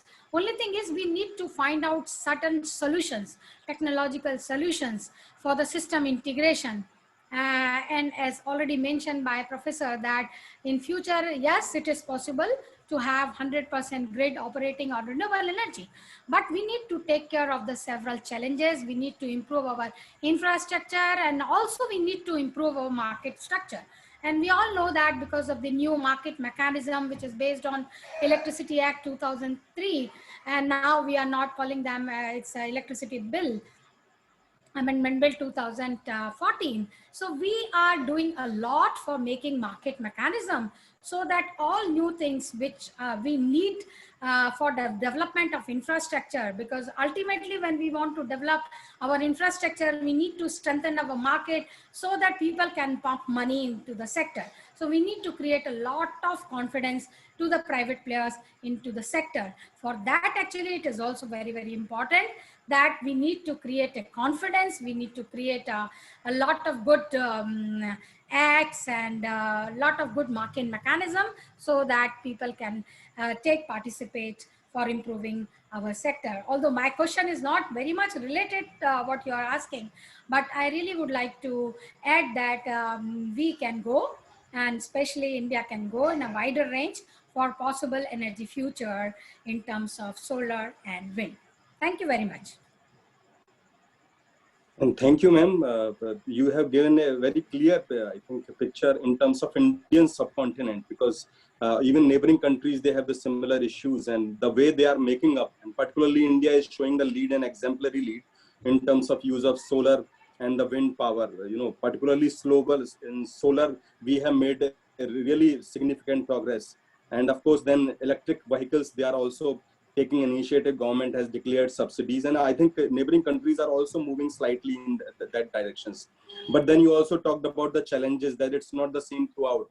Like in US, as was there in the previous discussions, after having increased the percentage of renewable, they have also started declaring that what are the different issues, considering an intermittent supply. But then you said that considering 100% target, we have to be sensitive enough towards the challenges which are associated with these renewable sectors. So for country to countries, these are different issues. For Asian countries like us, we may go for easily these choices and ambitious targets because we have miles to go ahead.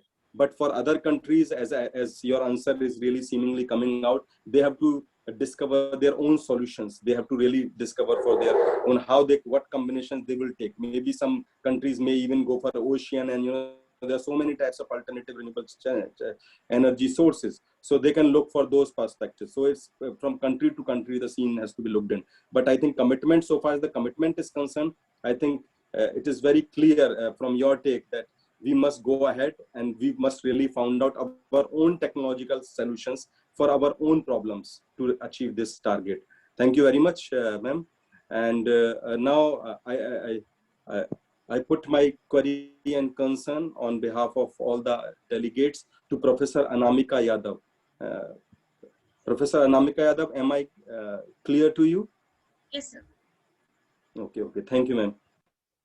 Ma'am, what is the basically impact of coronavirus? Because now we are in this almost a year, more than a year, in fact, I would say, because many of the communities, very interestingly, I don't know whether it should be seen in a positive light or negative light. Couple of months they were celebrating coronavirus birthday, and I was really shocked to see that it was on a social circle. They were celebrating, so they have their own reasons. As I think the speaker, Professor Anamika herself, in very positive way, put it that, the pollution has reduced. I think, ma'am, you yourself really put an interesting dimension to that. So maybe on that part, because from person to person, at times you might see deviations, and in a positive light also. So ma'am, what is the impact of coronavirus on the global clean energy sector for the current time, or means for, like, say, for year 2021 or in the future years ahead? I repeat my concern that what is the impact of coronavirus crisis on the global clean energy sector? So what is your take on that, ma'am? Sir, in my opinion, certainly coronavirus has impacted the global clean energy sector for the past year as well as the coming years. COVID-19 has major impact on energy systems around the world, curbing the investment and threatening to slow down the expansion of clean energy technologies. And it continues to impact business, finance, and economies across the world, leaving the trade market and international supply chains in a complete turmoil situation. Numerous countries has declared nationwide lockdowns, causing shutdowns of various industries, which includes upcoming renewable energy projects also, and also the migration of the workforce from the project side. This has all slowed down the project's installation commissioning. And countries like Australia, Brazil, Mexico, South Africa, and India, they are the top nations to be greatly affected regarding renewable energy projects, because they were all maximum in the procurement stage. And due to considerable decrease in production from many parent industries, one of the major problems in renewable energy sector is the turbulence of global supply chain. For instance, solar panel shipment has completely stopped from China, putting solar panel industries under big trouble. Also, countrywide lockdown have forced the workforce and expertise to move out from the project site. And even after resuming the services, still, particularly our country, India, is under the community spread condition. And thus, large number of workforce which is required for installation of renewable energy projects in a limited time duration, they cannot be mobilized as site to follow the COVID-19 instructions. So with this, the installation of renewable energy projects will be delayed. Thus, and there is another report of IEA. As per this report, the commissioning of new solar and wind projects have already slowed down this year, and it will decrease by 10% in the coming years. So the adversities of these effects are not only restricted to present times, but shall also be cumulatively affecting the generation and production of energy through renewables in the coming year as well. Thank you, ma'am. Yeah, means your views are very clear and sound.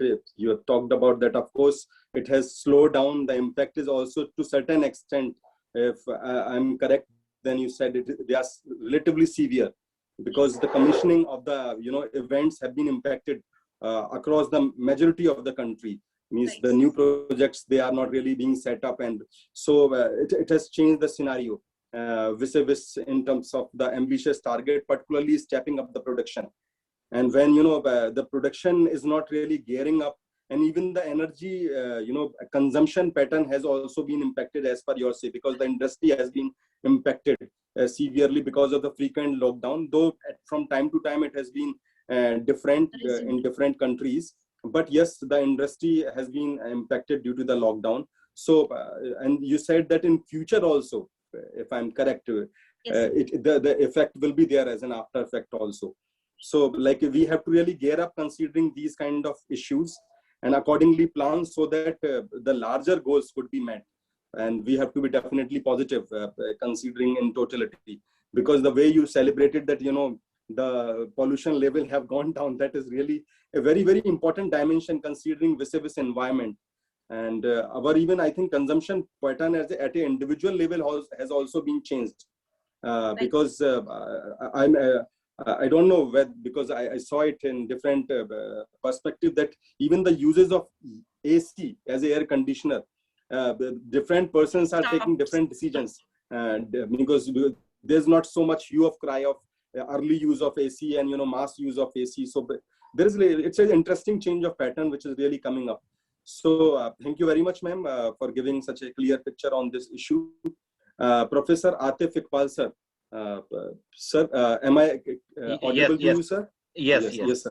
Sir, since the discussion very clear view on this, impact of coronavirus and this pandemic time on the this clean energy sector was really being discussed.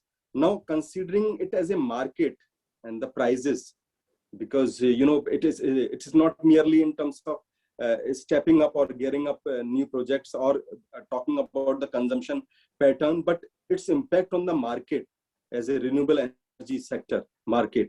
What is your take that COVID-19, has it changed the market dynamics also?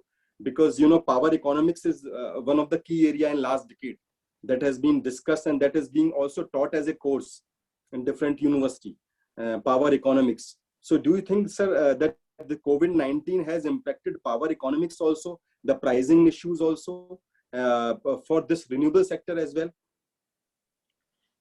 Thank you. Or will it have such a kind of impact? Yeah, thank you, Dr. Chauhan. Actually, before coming to the COVID impact on the market, I would just give one or two comments on the 100% renewable sources.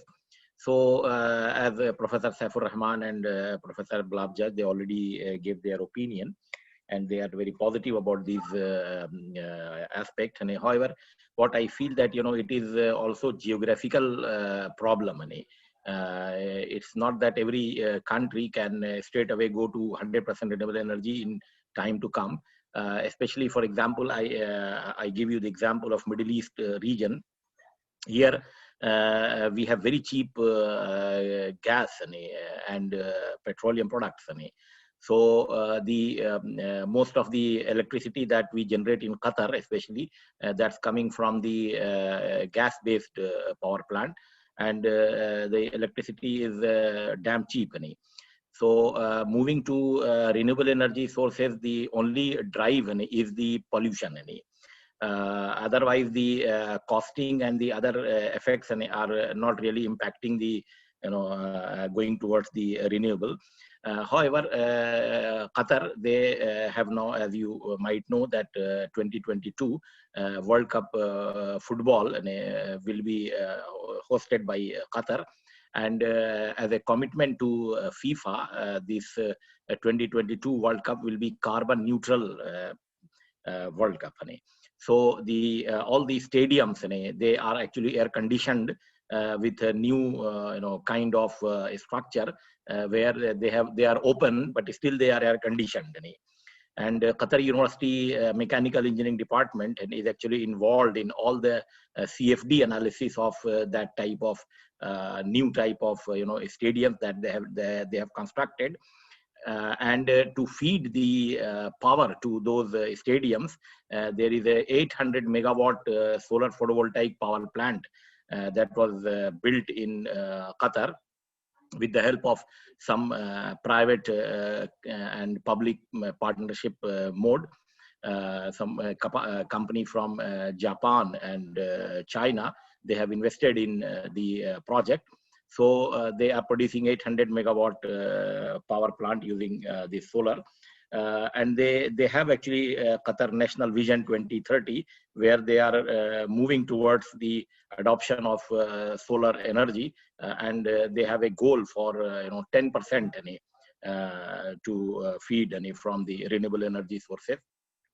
The major challenge that we face here is the dust on the solar panels. And the dust is a kind, it's not like the dust what we see in India, where it's like, it's not that sticky in nature. If you just have some wind blow, it will go out. But the dust in Qatar is very, is different type. And it's like, even if you remove, you have to really, rub it properly, then only it goes away.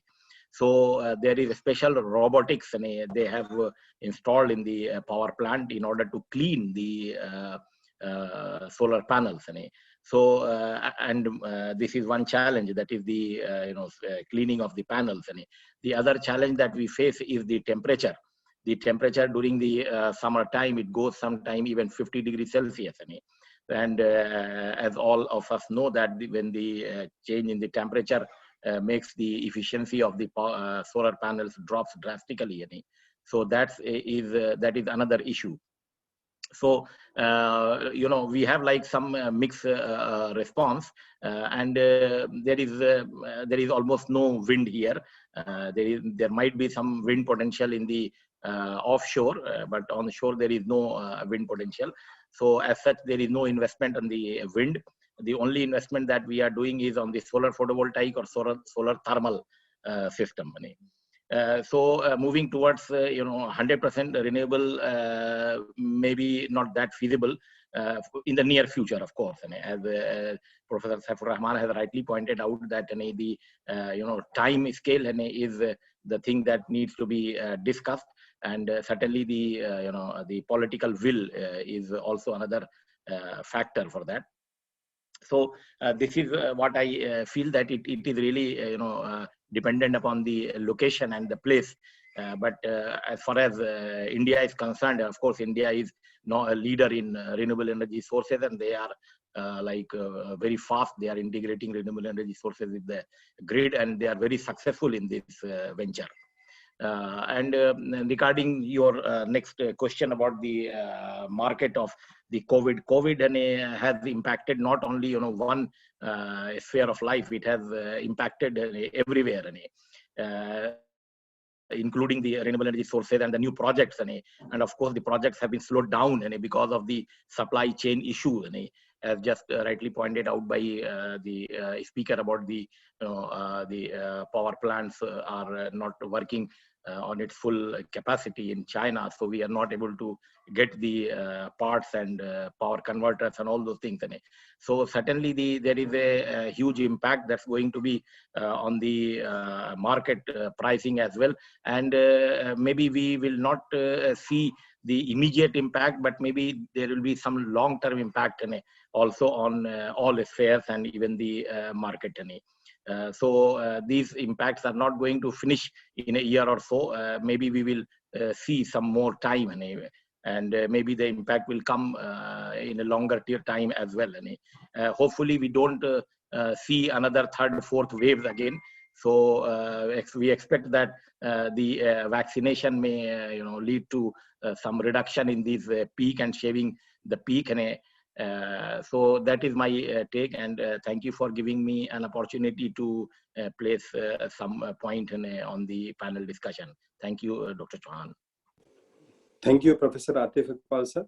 And of course, your take and your clear views on gave us an interesting dimension, because you talked about that how the issues are slightly different than the other countries. So and with other issues, but then you also stated very vividly that this renewable energy market is no exception, since COVID-19 has impacted all spheres of life, so and all types of markets. So this renewable energy market is also is a part of that, and it will have some after effects also in time to come.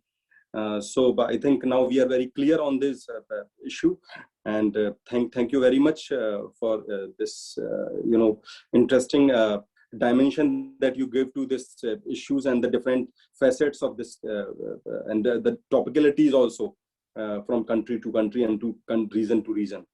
Now I request Professor Saifur Rahman sir regarding one very common concern from all the students, and it's one of the survey questions that came in a big number. And of course, I will also approaching Professor Frede Blabjak also on these issues and follow up immediately. Sir, Professor Saifur Rahman sir, I hope I am clear to you. Yes. Sir, what are the opportunities for undergraduate students in projects in the clean energy this area? Because we have majority of the students, of course, many of the students are doing MBA and other students are doing MTech, but majority of the students, they are undergraduate. So as in most of the institutions, so what types of opportunities in recent time, considering its significance, considering its relevance, and considering that it will be creating a body of knowledge and maybe helping the community to solve certain problems. So what opportunity you see for the undergraduate students in context of projects in the clean energy area, sir? Thank you very much. Good question. I teach a course at Virginia Tech on this topic, alternate energy systems for fourth year students. And this question comes up all the time. So I give them projects to work in remote areas, not always face-to-face. They've done work on solar energy, wind energy, hydropower, energy efficiency, and designing portable PV systems. So your students at your university, they cannot do things in the open. They have to be structured within which they're given these assignments. So I'm sure you teach courses in electrical engineering and mechanical engineering where energy issues come up. So I have done that, and students get very excited because they have done something tangible with their time for the class, and they get some credit for doing this work. So I would answer your question directly by saying they can take a place in 50 miles from Lucknow, the remote area in UP, where there are power supply, but not reliable power supply. Not reliable, it's there, but doesn't there all the time. So see, what will it take to make a house self-sufficient in energy for basics, not air conditioning, light, fan, television, refrigeration, basically these three, maybe 2 kilowatts in that range. What size PV panels do you need? What size of battery do you need? And how much will it cost as a simulation exercise? Then what happens in my case, the course I teach, students get funding from local government sometimes to execute their design. That's one example for solar. We did a project in Zambia, where it's under PS guidance. The students designed a small, like a 5 kilowatt windmill design using motors or generators available in the country. They designed the blades themselves and manufactured them. So if you give the student a bigger vision, you'll be surprised how motivated and innovative they are in making it happen. So again, to answer finally, give them the structure, let them get some credit for their coursework, for this design work, and then once design is there, find some foundation or some other group of the people in the country to make it real. I hope that helps to answer your question. Yes, thank you very much, sir. I think this was one of the very common questions, and all the students, they have been very excited that what take will come on this part, because in fact this is one of the most frequent questions posed by the students in different seminars, because it gives, as you said very rightly, a tangible output out of the webinars, because that really influence their choices of project. And if it is really significant and they are able to see that they did some significant project in their undergraduate days, that gives a confidence for lifetime. So that's very important, and the kind of idea that you gave us, that's really very meaningful, and it has different dimensions attached to that. So I think taking inspiration out of that, we can really design different projects, as you pointed out by you rightly, in a very specific example.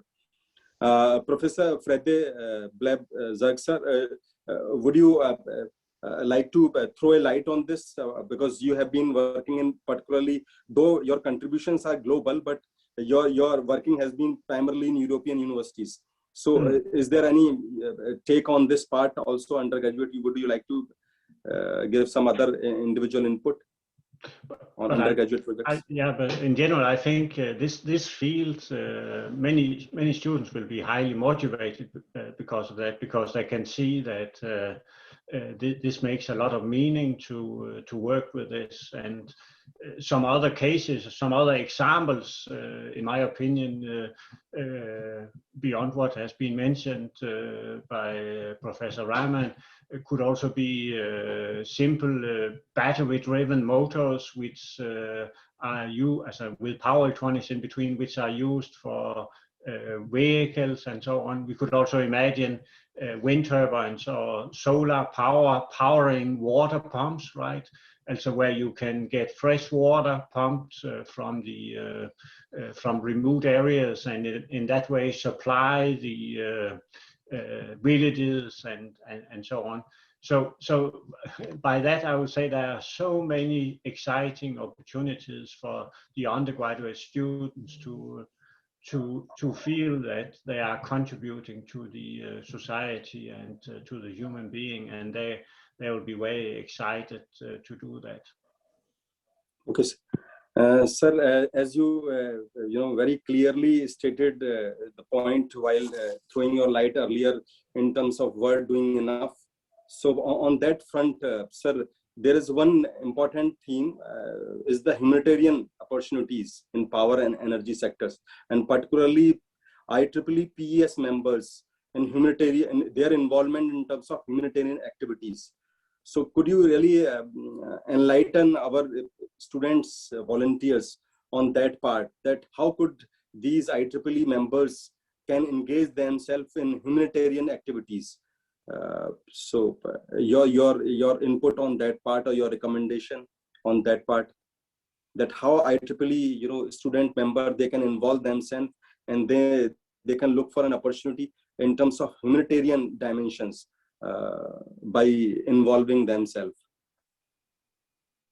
Are you asking me or Saifu? Yeah, yes, sir. I'm asking you only. I think Saifu, he runs a very big program in the Power and Energy Society, Smart Villages and others, and also in other societies, the Power Electronic Society, we run a program called Empower Billion Lives.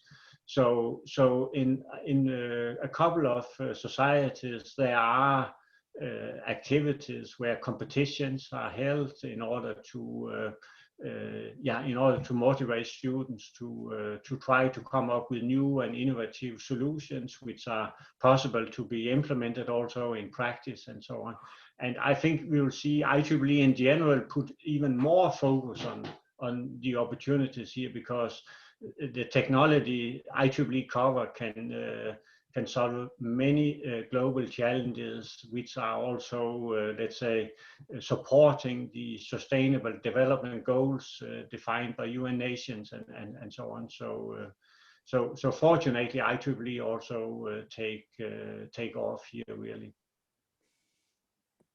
Thank you very much, sir, because that's a very important angle, and your contributions along with Saifur Rahman sir on humanitarian activities, that's really quite prominent one. But I think this will be a takeoff point for our students. So this was also a very important concern. And since we are compelled for time and we are in last 2-3 minutes before, so that is the last question that I am compelled. Though we have number of questions that came as a part of survey, but then I am compelled to restrict because of the time constraint. I put my query and concern to Professor S.N. Singh, sir. Sir, am I audible to you, sir? Yeah, sure. Sir, that from the point of view of environmental friendly investment projects, so what type of environment friendly investment projects can generate an improvement in economic growth? Because GDP is a buzzword. Many of the persons, they are saying that we should done away with this since as long as this pandemic is over, because we should not be really talking too much on GDP front, because every country is slipping. There is a slip. But then vis-a-vis environment-friendly investment projects, of course, Dr. Anamika Yadav mentioned about, or Professor Tripta Thakur also mentioned on certain issues like solar and wind being the Indian choice or Indian subcontinent. But like in general, what is your take in terms of considering the economic growth also as one of the important indicator in present scenario? What types of possible environment-friendly project we should take up? Yeah, as you know, every country has a different geography, different conditions, and a different basically sort of the customers. If you see this, we are even earlier the coal power plants; those were very said. We were saying in India riverside projects. So it was each big city, they were having a small powerhouses, and they were just burning the coal, and just you can see from longer distance, the fewer this smoke and CO2 emission you can find. But the technological advancement in each area, because I cannot say we can completely remove our fossil fuel based power plants, because renewable is still limited in our country. So, but at the same time, the technological development are happening. Like even though this NOx gases and that we are going to minimized by the properly designed boilers. We are also now having the washeries so that we can less emission and the precipitators, etc. are used so that emission can be minimized from those sectors where they are the, of course, they are the full of emissions. But coming to renewable energy sources, and these are basically there, but still people are saying, if you are going for the small hydro, you are putting a lot of reservoirs, small, so a lot of, even though some species are displaced, some even though some small, even the bushes, etc. are submerged, so they are saying that is also environmental concern. So, you know, without a development is there, and we have to go for the development phase, you adjust some of the things which is happening. Even though some people even was asking, you know, if you're having a wind turbine in the sea, in the sea, and once the wind turbine is rotating, a lot of fishes are moving from here and there. Even though many birds are getting damages, etc., many people are having all these studies. But these are the very small aspect, because it will be there, but at the same time, we are improving the technology and we are moving towards the clean energy that is going to substitute. And at the same time, those oil power plants, they are going to be improved in the better way so that we can emit less amount of emissions in our air, the greenhouse gases. That is a very, very important. Coming to even the Shaifur Rahman was telling, and you asked about the renewable energy course. Now it's everywhere now at the PG level or UG final year student. We are teaching the renewable energy sources as one course, and other we are teaching very important, there's a smart grid technologies. In that it's smart grid technologies, especially the inverters and their applications, because you cannot connect the renewable energy sources without the power electronic interface.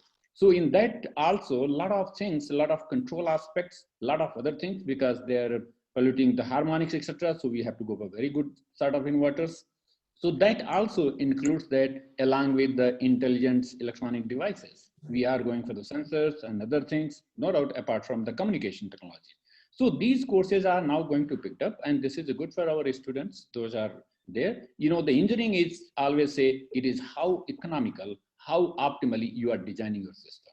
So always there's a scope. It's not that you are putting it on the roof, you are having roof and you're putting a solar power plant. You have to analyze, you have to see what is the direction of the sun which is moving, what is the basically inclination you require, how much output you can get from that based on the surface area, and then what is your load of the system. All these things must be optimized. So this is all the technologies are needed. And that's why it is coming in the renewable. You have to have a certain difference, because once it is not there, then you are having storage. What is the charging and discharging of batteries? What is the SOC level, the state of charge level? So the complete competency package, it is nowadays taught in the various levels, mostly in the maybe postgraduate or the UG final year programs. They are there, and the students are very happily trying to understand, and they are taking this as a job. So that is basically is happening across the globe. Thank you. Thank you very much, sir. You talked about the different aspects in you know, such a limited time despite the constraint, and it was very interesting and very in-depth analysis of the whole issue. So I thank sir, the honorable speakers who really blessed us, starting with the chief guest of the day, Professor Shaifur Rahman sir. It was a really honor and lifetime experience listening to you and Professor Frede Bleb Jug sir. Sir, it was really, we will really cherish these moments, both in terms of learning and of course in terms of exposure, and it gives a lot of conviction once you listen to the experts, you know, those who have been quoted as a references from time to time. And so it's really an honor to listen to these decorated professors. And Professor Tripta Thakur ma'am, you are quite clear and vocal in your issues, and the way as not only as a woman but also as a, you know, academician, the way you have a clear views on Indian subcontinent as well as and its difference vis-a-vis global issues. That's really quite a enriching experience. And Professor Anamika Yadav ma'am, also thank you very much for your valuable time and your interesting take on that. It was definitely an honor, sir, to having moderated these discussions, and I'm sure all those delegates, particularly the students delegate as well as the you know, the faculty who have been working in PS areas, for them it's a very enriching experience, and as a body of knowledge also, as a recorded program, it will, I'm sure, give a different, I would say, outcome to those who will see this program in time to come. So thank you very much, sir. The way you are doing these global contributions, you are not only making a call, but also contributing and standing up to the occasions and also enlightening the audience. Sir, it's an honor, and I offer a deep sense of gratitude to Professor Saifur Rahman once again, and Professor Friday Blabgarb, and Professor Atif Iqbal, and my own mentors and celebrated academician, Professor Ahsan Singh sir, and Professor Tipta Thakur ma'am, and Anamika Yadav. It's over to anchor. I'm sure I have over exceeded time, 5 minutes or 7 minutes, but kindly forgive me for that. It was an excitement, though we have cut short number of questions, but then considering that constraint of time, I request the anchor to immediately take over and go ahead with the program, conclusive part of the program. Thank you very much. Thank you to all the panelists for giving your valuable insights on the 3 topics: humanitarian opportunities in power and energy in the Indian subcontinent, engaging IEEE PES members in humanitarian activities, and clean energy revolution. I'm sure your address will help a lot in understanding the concept. Ending with today's wonderful session with all the honorable speakers with us, now I request all the participants to put down their questions in the chat box section.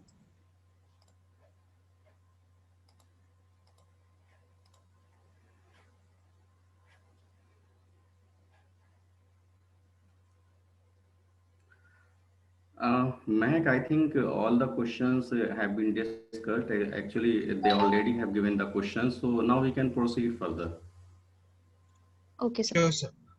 Now, I humbly invite Dr. Khadim Moin Siddiqui, convener of IEEE Pes Day Celebration 2021, for a vote of thanks. Thanks, Avi. Am I audible? Yes, sir. Okay, thank you so much. A very good evening, Honorable Chief Guest, Sir Professor Saifur Rahman, IEEE Life Fellow, IEEE Millennium Medal winner, past PS President, Virginia Tech, USA.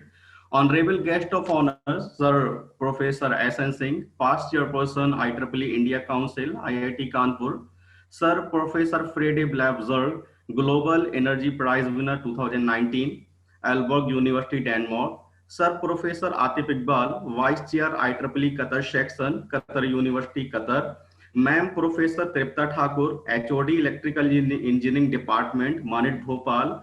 Ma'am Dr. Anamika Yadav, National Institute of Technology, Raipur. Professor Satish Kumar Singh Sir, Chairperson IEEE UP Section, IIIT Allahabad. Sir Professor Ashish Kumar Singh, Immediate Past Chairperson IEEE UP Section. Sir Professor Dr. Bhavesh Kumar Chauhan, Director BBDITM Lucknow. Ma'am Professor Dr. Monica Mehrotra, Dr. BBD EC. Sir Professor Rafiq Ahmad, Branch Counselor IEEE BBDITM Lucknow. Ma'am Professor Kanika Lamba, Advisor Women in Engineering BBDITM Lucknow. HODs, faculty participants, student participants, and volunteers. It's my proud privilege to propose vote of thanks on behalf of BBD Educational Group, especially BBD ITM Lucknow, in the event inaugural session of IEEE PES Day Celebration and panel discussion, organizing by IEEE PES BBD ITM Student Chapter with the collaboration of IEEE UP Section.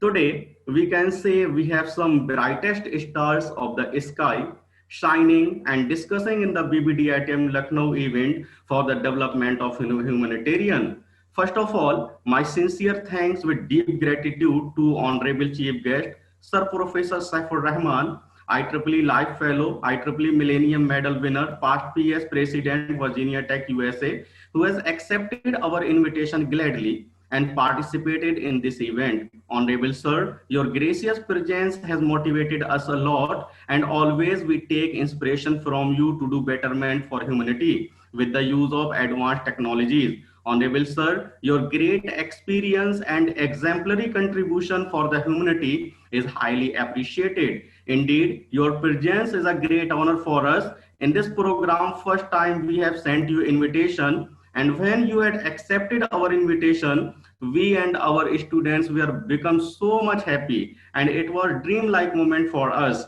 We will be highly thankful to you if you will again accept our invitation on any other possibility. Again, thank you so much, Honorable Sir, for giving us your precious time. Now, my sincere thanks and gratitude to Sir Professor S.N. Singh, past chair IEEE Council, IIT Kanpur. Thank you so much, Honorable Sir, for accepting our invitation with great pleasure. And during the preparation of the program, you have guided us a lot. Due to your constructive support and guidance, today we have organized this program successfully. We hope you will guide us in future also, because your guidance is most significant for us. From initial stage, as we have opened our IEEE student branch, we are receiving your guidance, and now the positive change is being reflected in our students and on us also. Again, thank you so much, Honorable Sir. Further, my sincere thanks and gratitude to Sir Professor Frede Blabzard, Global Energy Prize winner 2019, Aalborg University, Denmark, for participating in this program with so much willingness. Honorable Sir, your great experience and contribution for the humanity is the inspiration for us, and hopefully you will join and guide us also in any other possibility. If you will guide our student and to us from your rich area of expertise, we will so much grateful to you. Thank you so much, Honorable Sir. My sincere thanks and gratitude to Ma'am Professor Tripta Thakur, HOD EE Department, Manit Bhopal, who has accepted our invitation gladly. Honorable Ma'am, your participation in this program is a huge honor for us. Whatever you have shared with us, no doubt it is very beneficial for us as well as society. Indeed, you have given your precious time to us, and hopefully we will again receive your further guidance in future for developing skills in our students, especially in women in engineering. Thank you so much, Honorable Ma'am. Further, my profuse thanks and gratitude to Sir Professor Atif Iqbal, Vice Chair IEEE Qatar Section, Qatar University, Qatar, for accepting our invitation with great pleasure. Honorable Sir, your gracious presence in the program is great honor for us. Indeed, your guidance with so much motivation will be very helpful. We accept in future again, you will accept our invitation and will guide us from your rich experience. Thank you so much, Honorable Sir. My sincere thanks and gratitude to Ma'am Professor Anamika Yadav, NIT Raipur, who has accepted our invitation with great pleasure. Honorable Ma'am, thank you so much for giving us your valuable time, and we hope in future you again will accept our invitation and will guide us in skill building programs. Ma'am, in future your guidance and motivation for our IEEE BBDNITM will be highly appreciated if again you will give us your valuable time. Again, thank you so much, Honorable Ma'am. Further, my profuse thanks and gratitude to Sir Dr. Satish Kumar Singh, Honorable Chairperson, IEEE UP Section, Professor IIIT Allahabad, for your gracious presence in the program. Today, whatever our IEEE student branch is doing, it is due to your enormous motivation. From the beginning to till date, you are firmly stand with us because of our quality, hard work, and commitment in the right directions. We are expecting your similar dedicated cooperation in future also. Honorable Sir, thank you so much for collaborating with us. I would like to thank to Sir Professor Ashish Kumar Singh, immediate past year IEEE UP Section. He has guided us a lot and can say he is the backbone of this program. Indeed, 5-day program organizing is not always an easy task, but it is happening due to enormous support with great mentorship of him. Thank you so much, Honorable Professor Ashish Kumar Singh, sir. Your readiness to help us is our strength. IEEE BBDITM is saluting you with the bottom of heart. We hope you will continue to firmly supporting us. Thank you so much again, Honorable Sir. I take this opportunity to express my sincere thanks with deep gratitude to Sir Professor Dr. Bhavesh Kumar Chauhan, Honorable Director BBDITM Lucknow, for his esteemed presence amongst us and for presiding over the event. Honorable Sir, without your constructive mentorship and guidance, we are unable to organize this kind of program. Today we are very happy because when we have requested you that, sir, please you moderate this panel discussion, you happily accepted our invitation. Indeed, your ability to leading from the front is our strength, and it gives us huge motivation to do betterment for humanity. Thank you so much, Honorable Sir. Further, I would like to thank to our respected IEEE Student Branch Counselor, Sir Professor Rafiq Ahmed, for supporting us in each and every step. Sir, your strong presence is always a great encouragement for us. Thank you so much, sir. Further, I would like to thanks to WI Advisor BBDITM, Ma'am Professor Kanika Lamba, for her continuous support. Thank you so much, respected ma'am. I extend my sincere thanks to all respected faculty participants, student participants, and volunteers for your active participation in the program. At last but not least, thanks IEEE BBDITM student members, especially Mr. Shrey Khanna, Mr. Suryansh Gupta, Mr. Ravi Agrawal, Ms. Akirti Kushwaha, Mr. Aviral Das Srivastav, Ms. Mehak Singh, Mr. Mudit Singh Rana, Ms. Anshika Singh, Mr. Hitansh Dwivedi, etc. for your vigilance to conduct today's program in the effective way. Dear students, receive our best wishes for successful conduction of the program. Again, thank you so much all. Anchor, it is over to you, please. Now, I would like to request all the speakers to kindly turn on their videos so that our team can take a group photograph.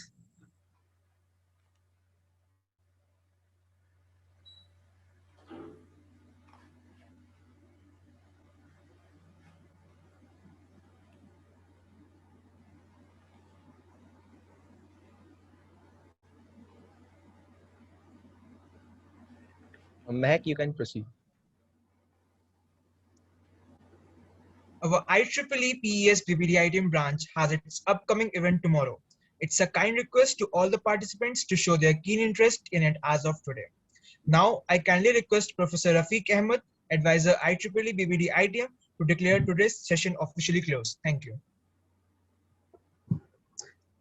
Thank you, Anchor. Am I audible? Yes, sir. With the kind permission of our chief guest of the program, Professor Saifur Rahman, sir, we would like to conclude the program. Thank you very much. Thank you. Thank you. Thank you very much. For organizing Thank you so much, sir. Thank you so much, Honorable Ma'am. Thank you so much, Honorable Sir. Now we can leave the platform. Thank you so much. Thank you. Participants are requested to fill the feedback form. It has been provided in the chat box section. Thank you all. Enjoyed it. Good luck to you. Bye-bye. Thank you so much, sir. Thank you, sir. Thank you, sir.